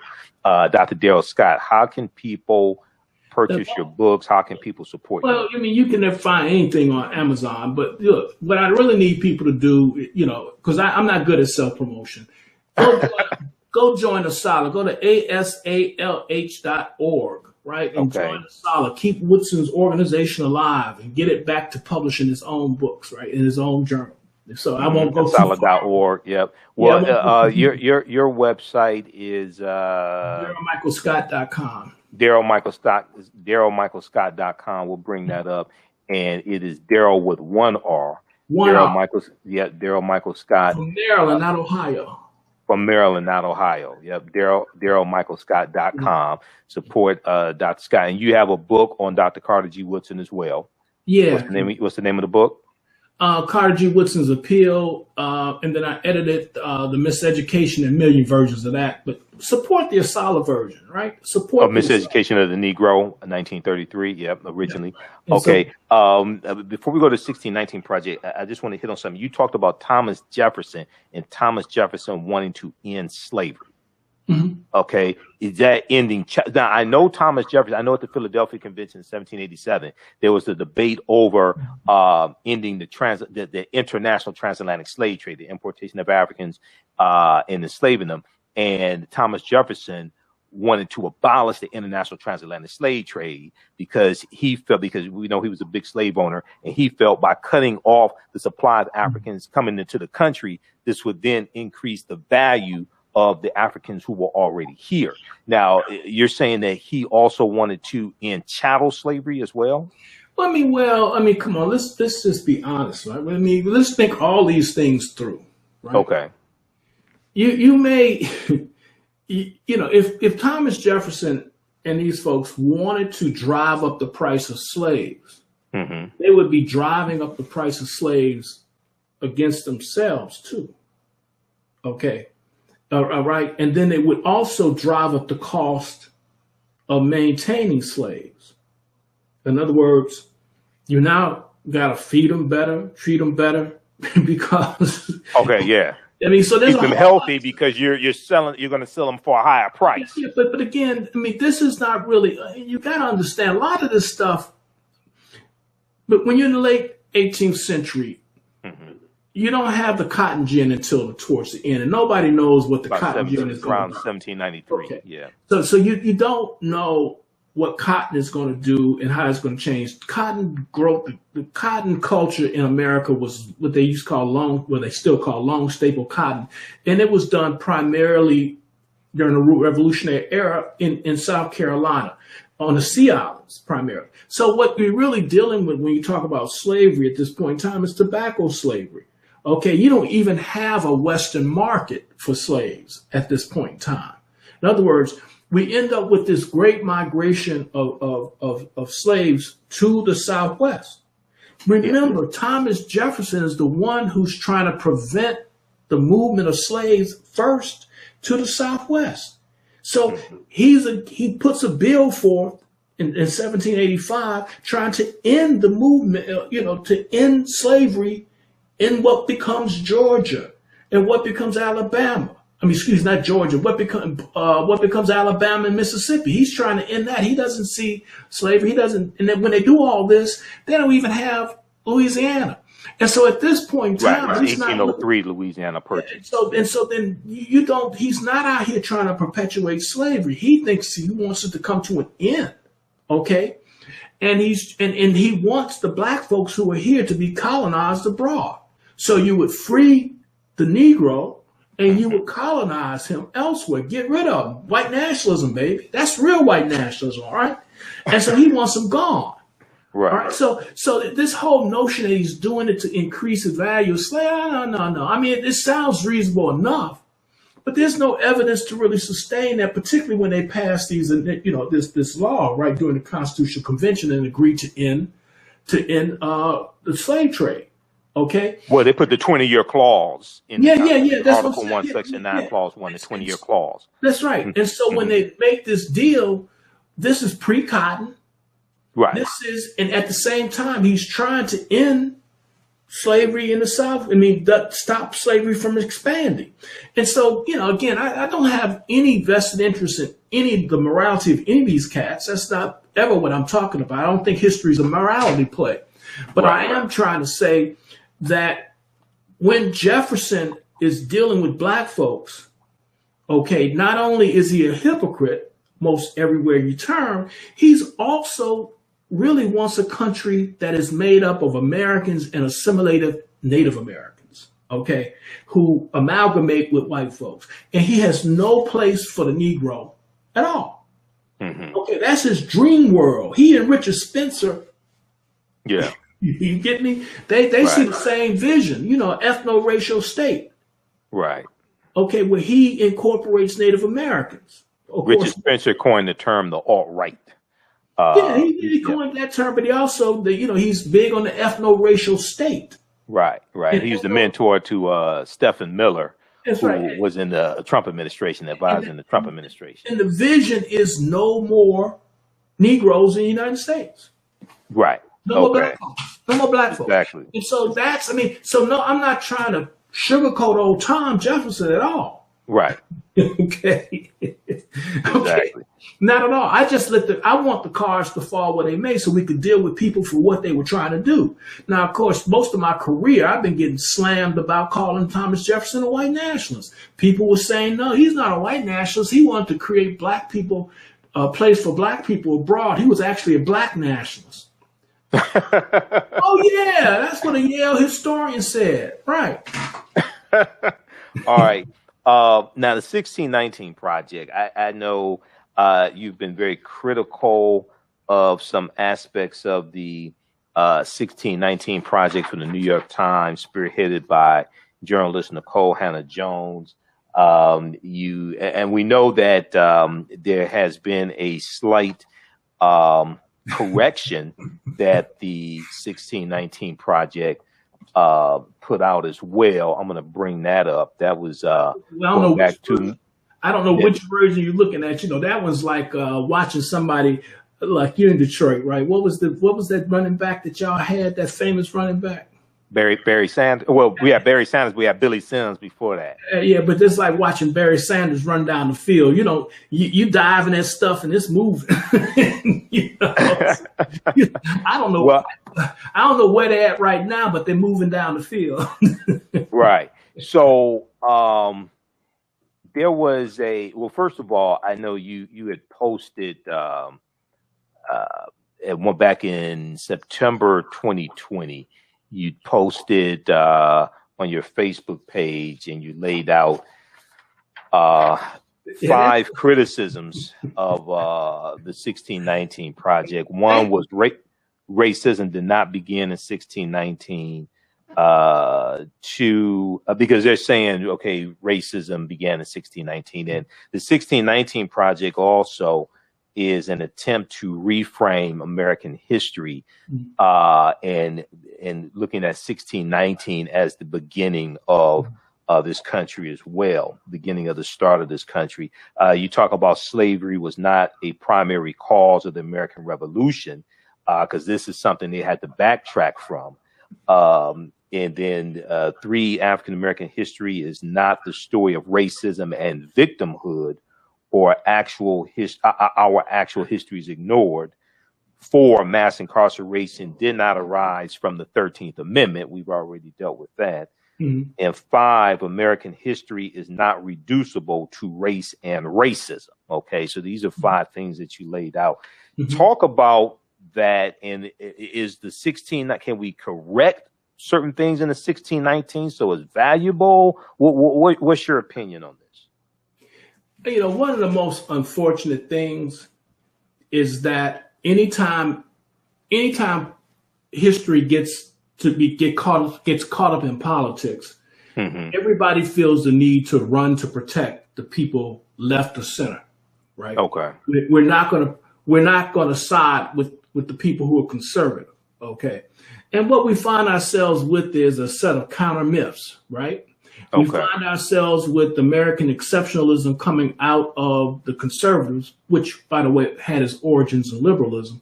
And then we find our new myth that America is reducible to the question of slavery and race, right?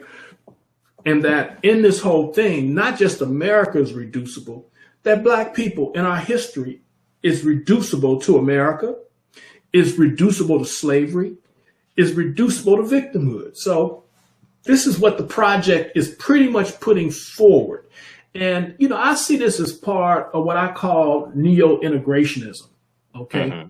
I mean, a lot of people like to see something militant and radical in all this, but what you're looking for is are people who are so upset with the gap between American exceptionalism and reality that they want to hold white folks, and it's Black people, it works with other folks, want to hold white folks so accountable that they are willing to say that we are the center of the experience. You cannot talk about this country unless you talk about how you've oppressed us. Okay. And that our oppression is more important than anything else that happened here. In fact, it's more important than anything we ever did for ourselves. Mm-hmm. Okay.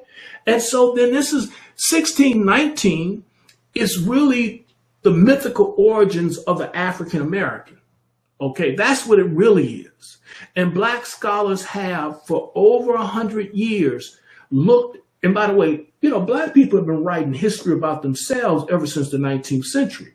And so ever since the 19th century, Black folks in the North were literate and writing about their past. And part of what they were writing about is their origins, and their origins they saw as being in Virginia. So the Negro race in America was the story that started with 1619. You know, this is why Lerone Bennett, centuries later, writes Before the Mayflower. He's saying that we talked about that book. Yeah, this is the origins of our story, story. And this story includes slavery. Oh, this story includes racism. But this story also includes our coming together as a people and making peoplehood. It includes our understanding of ourselves as Africans, not just in America and in the world. It's the story of how we reconnect with Africa. It's the story of how we create our own literary traditions. It's the story of how we strive against all these things and become the vanguard of women's rights, become the vanguard of civil rights. So it's a story of how we make a world out of oppression. Okay. Right. And like Ralph Ellison used to say, you can't reduce us to our victimhood, okay? that we're not just something that people that we're not just a group of people that things happen to. We made culture. And so 1619 was should have been and was for most of the year in most places a time for Black folks to think back to the experience that they have as a people in America. And so for most of the year, organizations like ASALH, organizations and other organizations where they were thinking about and studying 1619. The big debate was before the 1619 project was, well, should we just be plain old African Americans? That sounds like American exceptionalism. Or should we be more African-centered and talk about the Africans in North America? Or should we say this is just a bump on the road in the history of slavery, or the bump on the road in the history of African people in the world? So these were the debates about that Black people were having. Then all of a sudden, okay, the New York Times comes out with this New York Times magazine. Now, I'm going to tell you, Black people love themselves some stuff that comes out of New York City. Okay, they love themselves some stuff that comes out of New York Times. Everybody wants to be, so many people want to be in the New York Times. They live to have an article there. They live to be quoted there. They live to be in Broadway. You live to, you make your career among Black folks by being celebrated in New York. Okay. Right? All right. You're nobody unless you're in the Village. You're nobody in Harlem unless you've been to the Village. You know how we do this stuff, right? Right. And so then everybody's excited. Everybody who had criticisms of 1619 all of a sudden was celebrating the New York Times treatment of Black people, even though Black people were being reduced to victims. And just simple victims of racism. But we kind of live in that age. It's not just the neo-integrationists doing this. We got all of our so-called Black nationalists are doing it too, because we think if we can lay open our wounds, we can get reparations. We live in an age of white supremacy that's gone wild, and we think they're going to give us reparations if we can demonstrate how pathological we are because of what they've done to us. And so the victimhood on all sides is everywhere. So that's why some people who are even not in the 1619 as the New York Times project can identify with it, because it reduces American history to race and racism. And that helps us. That helps us with our goal for reparations. The same people who don't care about mass incarceration are supposed to be paying out reparations next week, right? And we're gonna parade our wounds around here like we have no pride, buck breaking and all this kind of stuff, because we think somehow saying that we have been abused is somehow serving our cause of liberation and reparations. Okay, so New York Times 1619 project is part of a broader cultural problem that we have at this moment in Black life, history, and culture. Okay, I don't know how we got here, because Black studies started arguing against pathology.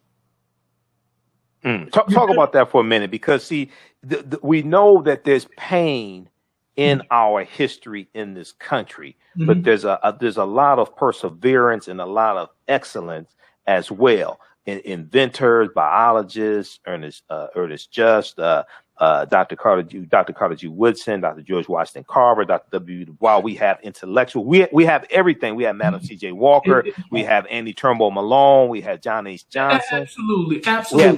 We have every from this end to this end. That's right. Everybody, the same people who want to talk to you about Black Wall Street don't want to recognize that Black Wall Street was the product of people who were allegedly pathological slaves.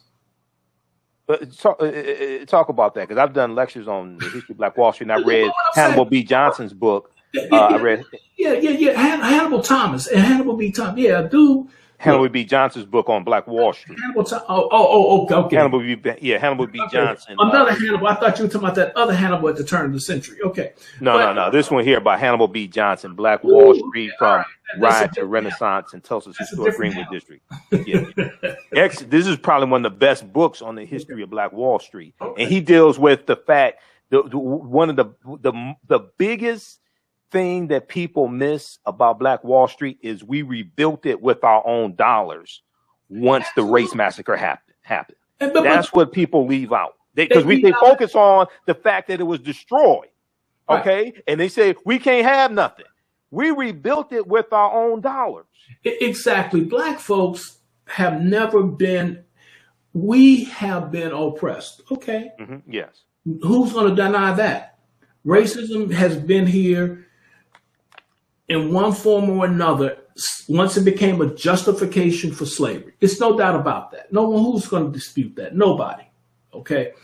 Now, despite racism, we were not so oppressed that we didn't procreate. Okay. You know, if you really get oppressed, and some theories have said we've been so oppressed that it's hard to understand how we copulated. All right. So Black people, despite our oppression, our population has continuously grown. Okay. We came out of enslavement. We reunited our families. Well, the truth be told, we created nuclear families. Okay. Right. Because the African families weren't nuclear families as we now see it, but we created nuclear families and extended families and so forth and so on. And we carried that with us, and we became a very literate people. We became an increasingly educated people. We started to accumulate property despite being in the teeth of lynching, despite being in the teeth of segregation. We did all of these things and within 40 years of emancipation. So clearly we were not so oppressed that we were dysfunctional people. Okay. And the story is only half told. So even though we're oppressed, we are functioning people. We created colleges. We created churches. We created fraternal organizations. We have cooperatives. We have cooperatives, the Color Merchants Association, the Color Farmers Union. I have a former graduate student named Anton House who's writing a book on William Washington Brown, who created a cooperative in the True Reformers. And we haven't even begun to understand that. You can't even understand Black Wall Street if you don't understand the True Reformers, because he had a notion of collective Black economic empowerment, not this individual stuff where you would own one piece of property. Right. He believed that Black people collectively should invest in the True Reformers, and the True Reformers would underwrite Black economic development collectively. And so they had old folks' homes, they had banks, not Madam C.J. Walker. Andy Turnbull Malone? No, not Malone, but the women, the Walker, no. I'm having a brain cramp. But basically, all the folks out of Richmond, okay, the folks who end up being the origins of the middle class in Richmond and in South and in Durham, these folks were all true reformers. Okay, almost to a person. So by the turn of the 20th century, when they start individualizing, they had all been through so many of them had been through the true reformers. Okay, so the Black insurance companies are really the beneficiaries of the history of the true reformers. The Black bankers are the beneficiaries of the history of the true reformers. Okay, so the true reformers are really the link between the emancipated generation, because these people were former slaves. Right. See, we're not talking we're talking about people who shot their masters in Civil War. That side of the Civil War. Right. Where we shoot the master. Right. Okay, so the true reformers went from being Union soldiers quite often, okay, to becoming business people, okay, collectively putting their resources together so that they can start a bank, okay? And so when people say the Freedmen's Bureau stole Black people's money and they didn't know how to save money, the true reformers were saving money and starting banks and teaching other people things that would lead them to start banks. Okay? Pioneering insurance. And so that the people after the true reformers, they would be Black insurance companies. And so all of this. North Carolina Mutual Life Insurance Company. That's right. John Merrick. By the way, Merrick is tied to the true reformers.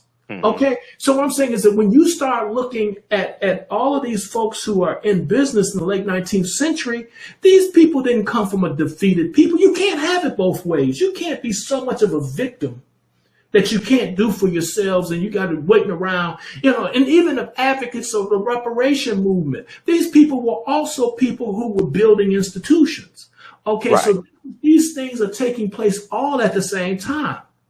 All right. But nobody ever went so far as to debase themselves. I mean, again, in the 60s, Black studies started because a guy named Stanley Elkins and some of the liberals started saying that we were all pathological because of oppression. And then they started critiquing the Black family, saying how the family was destroyed by slavery. So Black studies starts with a generation of scholars that refuted the notion taken up at the Carter G. Most people don't give him credit, but he was one of the first people to go against E. Franklin Frazier, who said the Black family had been destroyed by slavery. And by the way, he didn't mean it to the extreme that people think he meant it, right? He thought 80% was a bad number. Okay. So 80% sure to have their fathers in the home, like in that's right. 60. He thought that was a bad number, but he also understood that it wasn't a critical issue when you had an extended family in the rural South. Okay, so that's why it could overstate it. But Woodson didn't like that. So Woodson argued that the Black family was destroyed. So the first generation of Black studies scholars in the late 60s, they defended the Black family. The first generation defended the notion that we were psychologically scarred by slavery. So Black psychologists argued that we were not pathological as a result of white. They argued against self-hate. So self-hate was on the defensive. The whole thing, by the way, this is my first book, Contempt and Pity. And so I talked about all that. So the first generation of Black scholars in Black studies were anti-pathologists. And now we live in a day and age where everybody in Black studies seems to be tending towards accepting one pathology argument or another. Okay? Epigenome and all this stuff where we pass along, not in the genes, but on the genes, notions of slavery and oppression. You mean like epigenetics? Epigenetics. And so that we pass this stuff along that way. That's one pathology argument of today. You get the other pathology arguments, self-hate theories are everywhere again. All right. And then, it's on and on. Sure.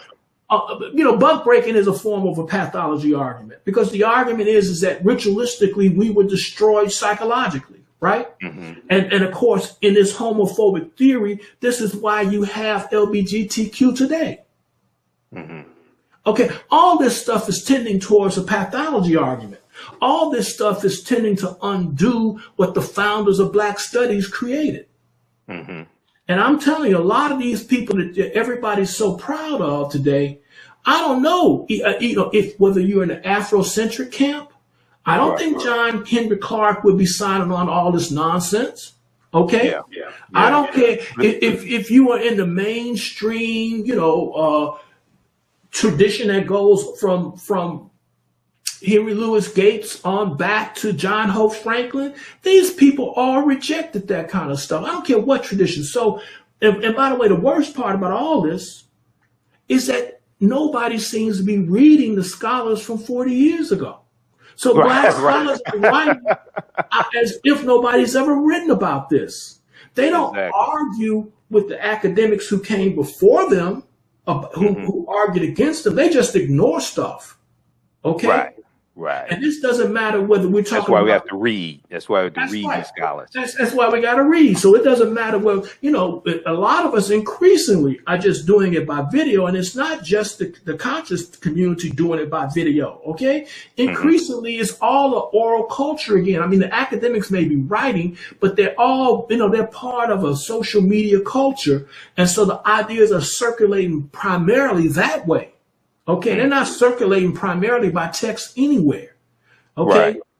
Let me ask you this. Lastly, we were talking about the 1619 project, and I brought up there was an update from March 11th, 2020, and I know you posted about this on Facebook. Now, this is actually from the New York Times, And if we just look at a quick synopsis of the 1619 Project, the 1619 Project is an ongoing initiative from the New York Times that began in August 2019, the 400th anniversary of the beginning of American slavery.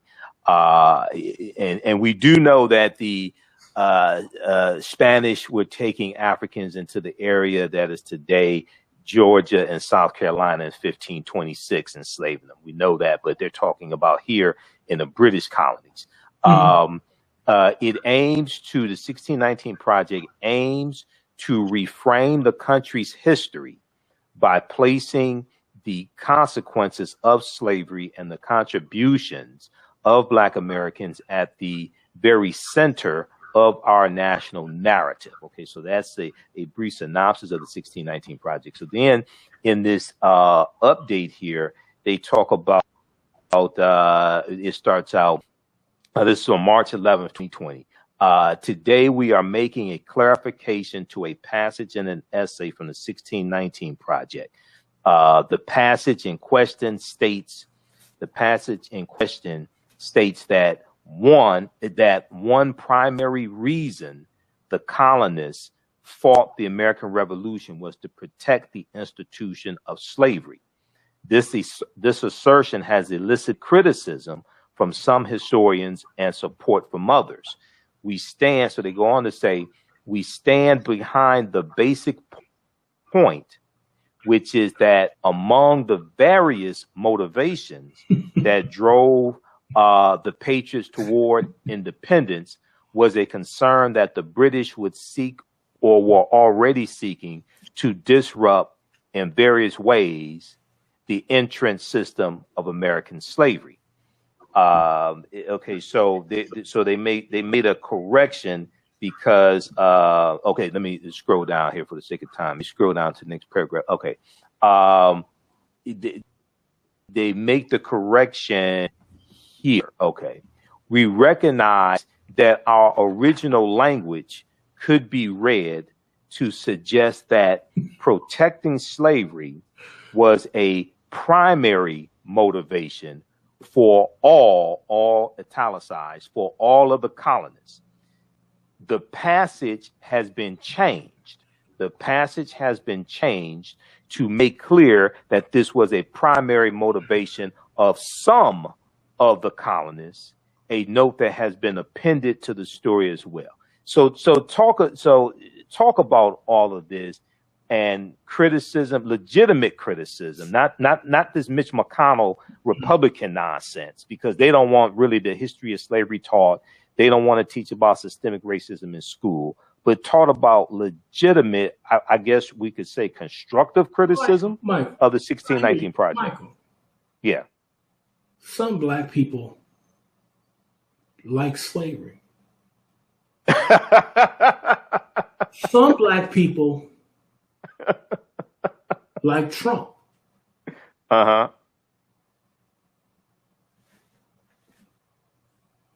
So I'm sure, and I know I have seen a document or two where an American, a revolutionary, white revolutionary,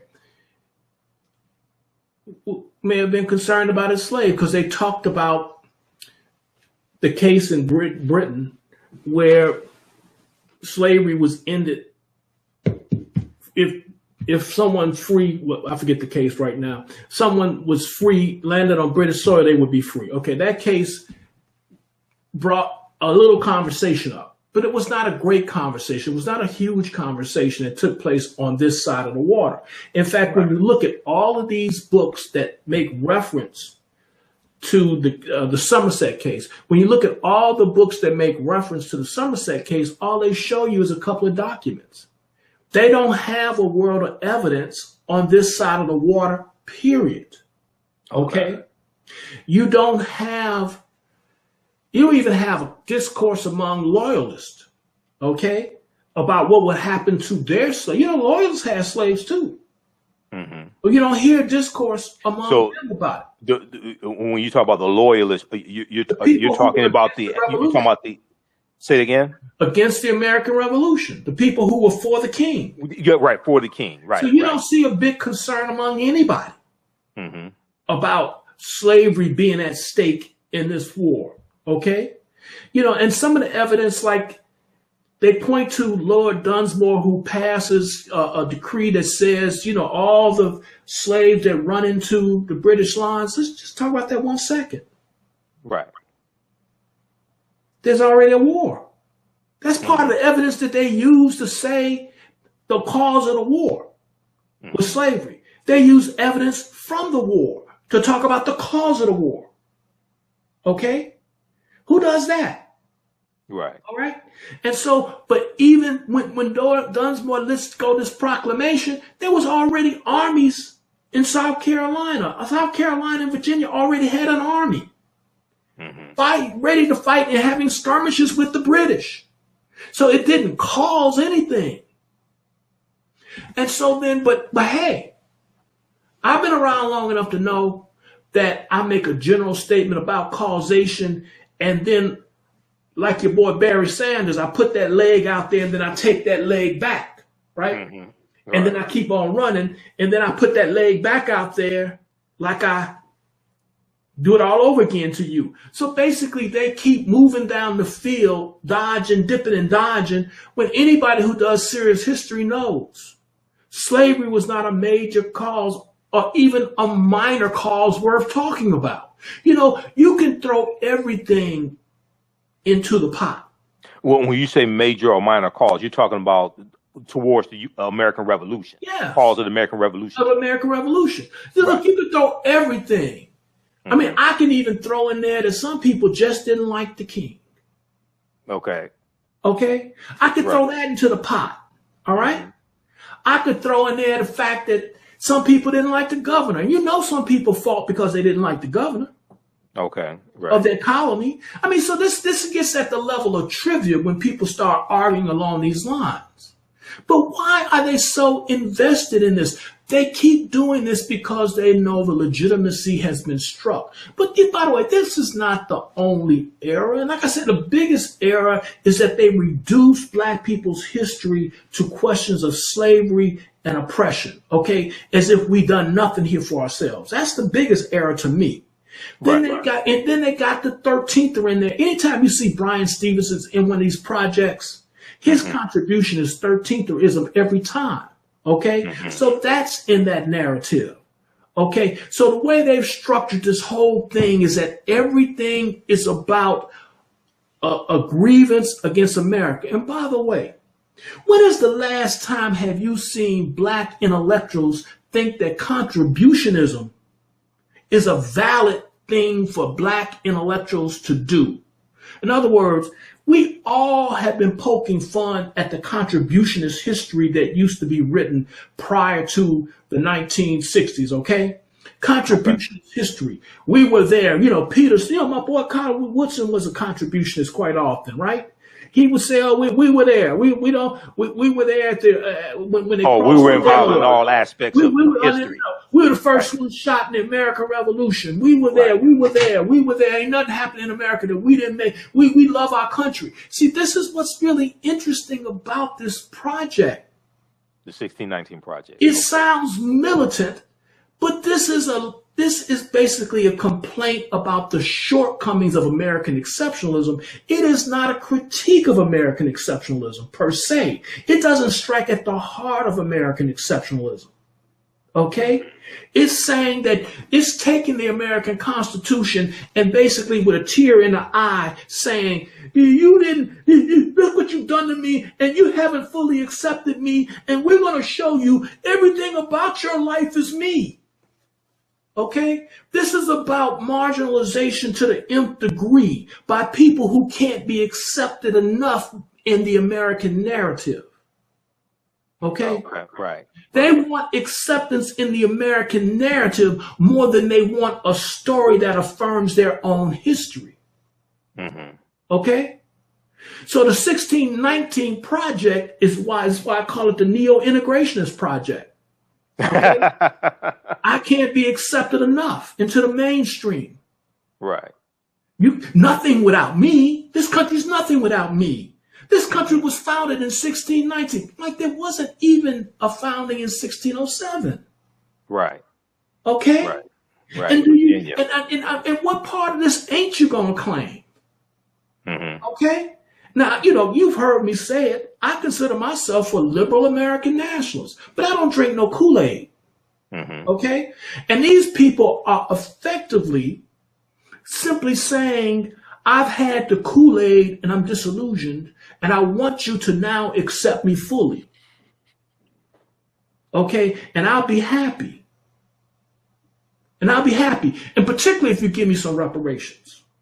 Because now the neo-integrationists and the so-called black nationalists agree on one thing, is that we can't even live till tomorrow if we don't get reparations. Now, I'm for reparations, but I just don't think in the heyday of white supremacy, because this is this is a resurgence of white supremacy, I don't think you're getting reparations in the resurgence of white supremacy. I think your oppressors are back to trying to oppress you. Well, you don't have 60 votes in the Senate. You don't have to pass any reparations bill. The votes don't exist, and quasi is kept. You don't have 218 in the House of Representatives. Look, you don't have the votes to get the police off our butts. Mm-hmm. Let alone take money out of somebody's pockets. And I know all the arguments that say you ain't got to really use real money. I know all the arguments. Okay, mm-hmm. I know how people make all these arguments. The point is, white folks basically stormed the Capitol, had an insurrection, right? Because their white nationalist president mm-hmm. got defeated mm-hmm. because of Negro and colored votes, right? Okay, and so these folks don't want to accept an election result, right? But these are the folks that are supposed to end police oppression and give you reparations soon. Okay? Sometimes I think that black people believe that the people oppressing them are not oppressors. I think they think that white people are more moral than what they suggest they are.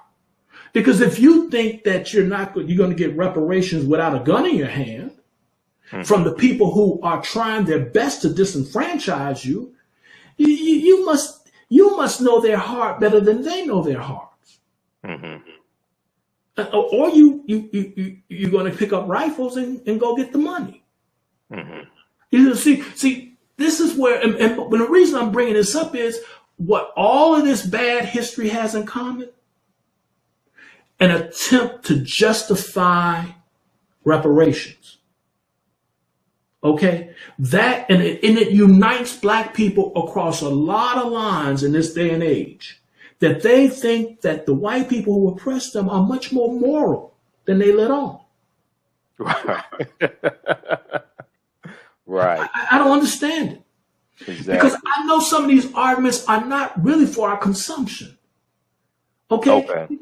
Because at bottom, do you really want your kid to just think that you are a bag of pathologies again? Mm-hmm. Is this what you want your kids to think about themselves? I don't get it, except for to say that they really think that in a movement that's going to undo the status quo on some key issues by parading the pathologies and making historical cases up if they have to justify. Right. Give people your website again, DarylMichaelScott.com. Okay. Mm-hmm. So with the 1619 project, you from your perspective as a historian, you don't think it could be salvaged or corrected or correct the inaccuracies in it? Is it something that our people should read? What do you think we should do? Well, first of all, once again, we're trying to get our history from the New York Times. Okay. Right.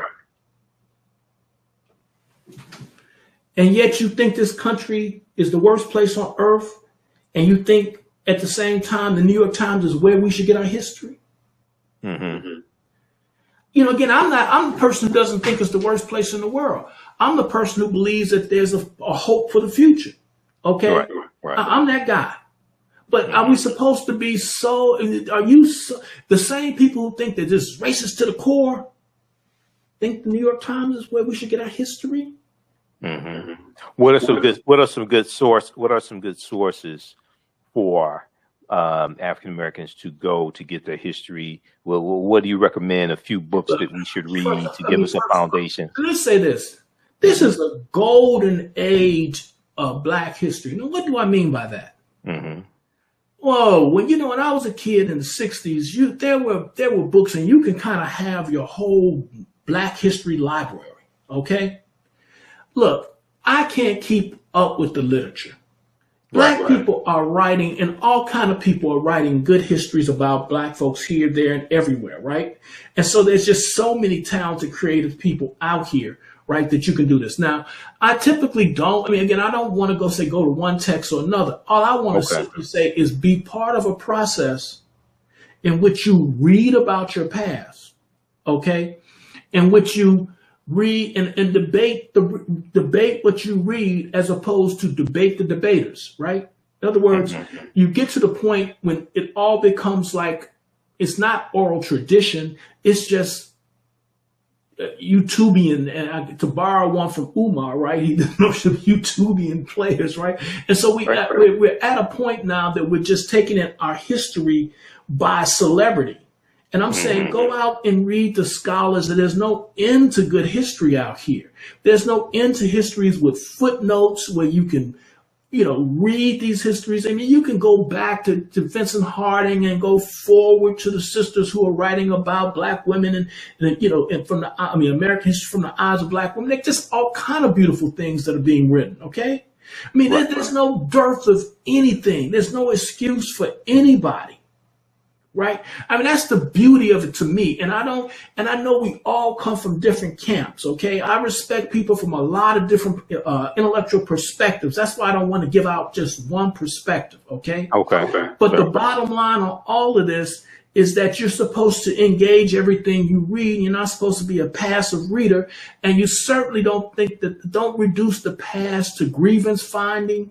Don't reduce the past to a celebration. I mean, just be critical, because I actually believe more than anything else is that the past is a warehouse of our experiences. Okay. Right. And then we can learn about humanity from our experiences. We can learn about ourselves. Okay, I'm in that tradition where, like Carter G. Woodson is from, where you say to know thyself is important if you're an educated person. Because if you don't know yourself, then you'll become whatever people want you to become. So the process of self-knowledge is what I'm about.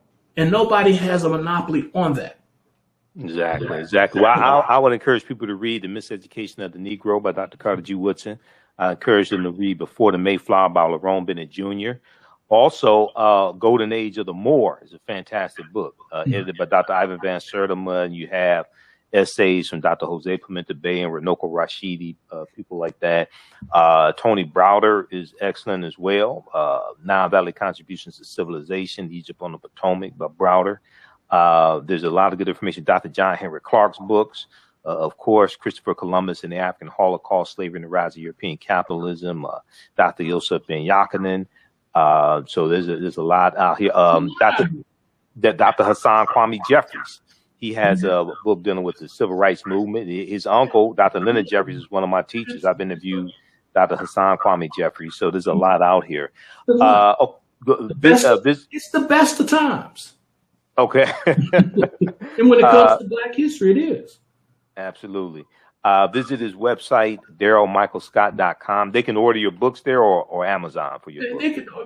On Amazon. Amazon.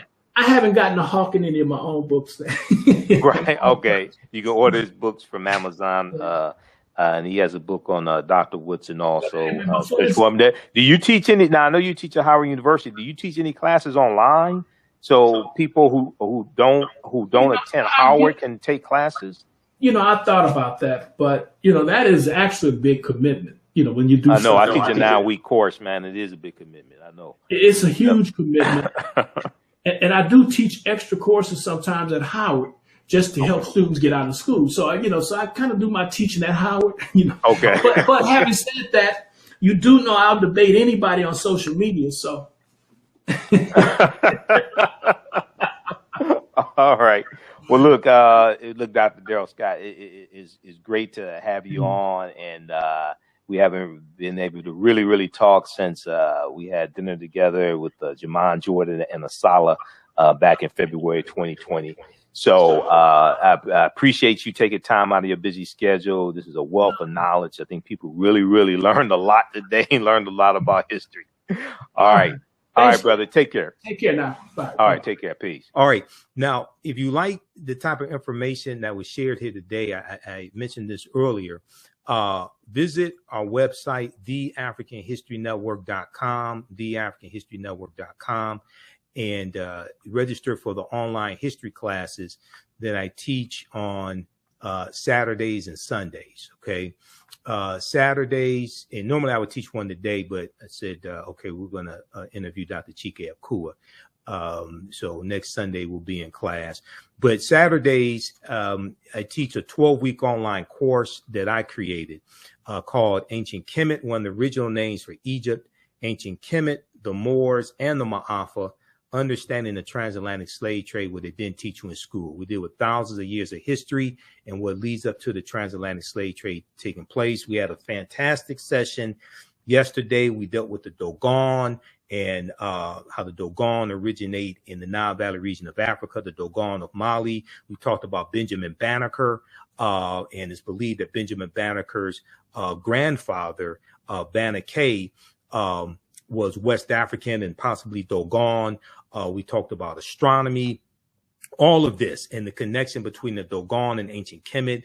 The supreme being amongst the Dogon, whose name is Ama, comes from Amen. And we know Amen, Amen-Ra Ptah, the supreme being in ancient Kemet. So we do this class Saturdays, 2 p.m. to 4 p.m. Eastern Standard Time. It's on sale, $80. It's a 12-week online course. This time around, we're going to do 13 or 14 sessions. We do the sessions live. All the sessions are archived and recorded, so you can go back and watch it anytime, okay? So as soon as you register for this 12-week online course, you can watch the class that we did yesterday and the previous weeks.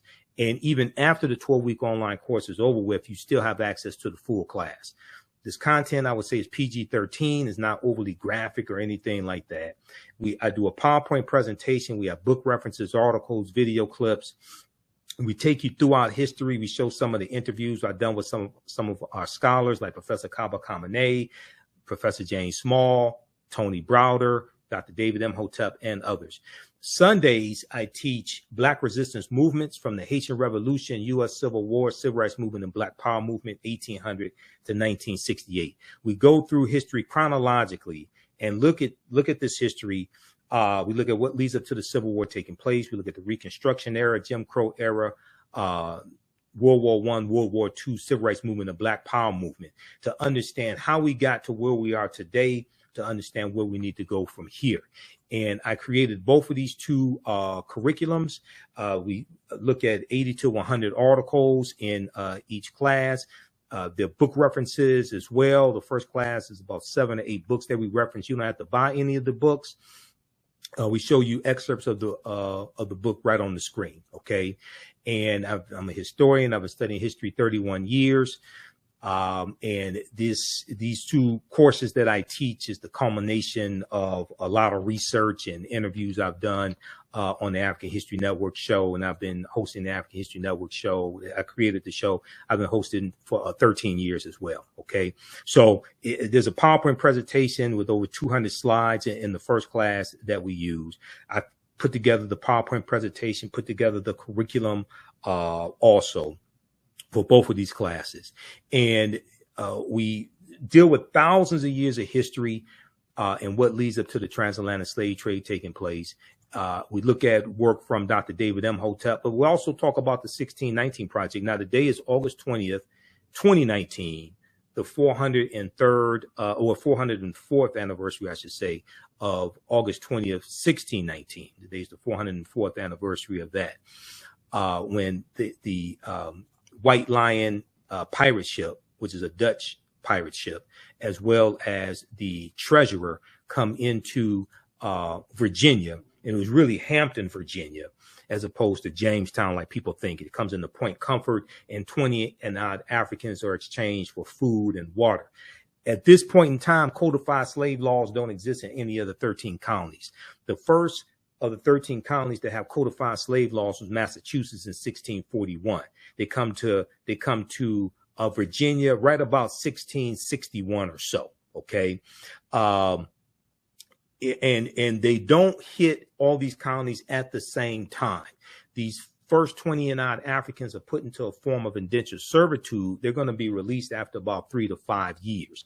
To understand how, now this is an important article here that everybody should read, is called Much of What We've Been Told About Virginia's 1619 Africans is Wrong. Much of what we've been told about Virginia's 1619 Africans is wrong.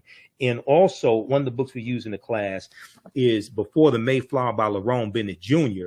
In chapter 2 of this book, he lays out how a lot of this stuff evolved here in this country. Okay. The colonies weren't originally designed to have slavery. If they were, they would have had slavery when it was originally set up, because England originally got involved in the transatlantic slave trade in 1562. Okay.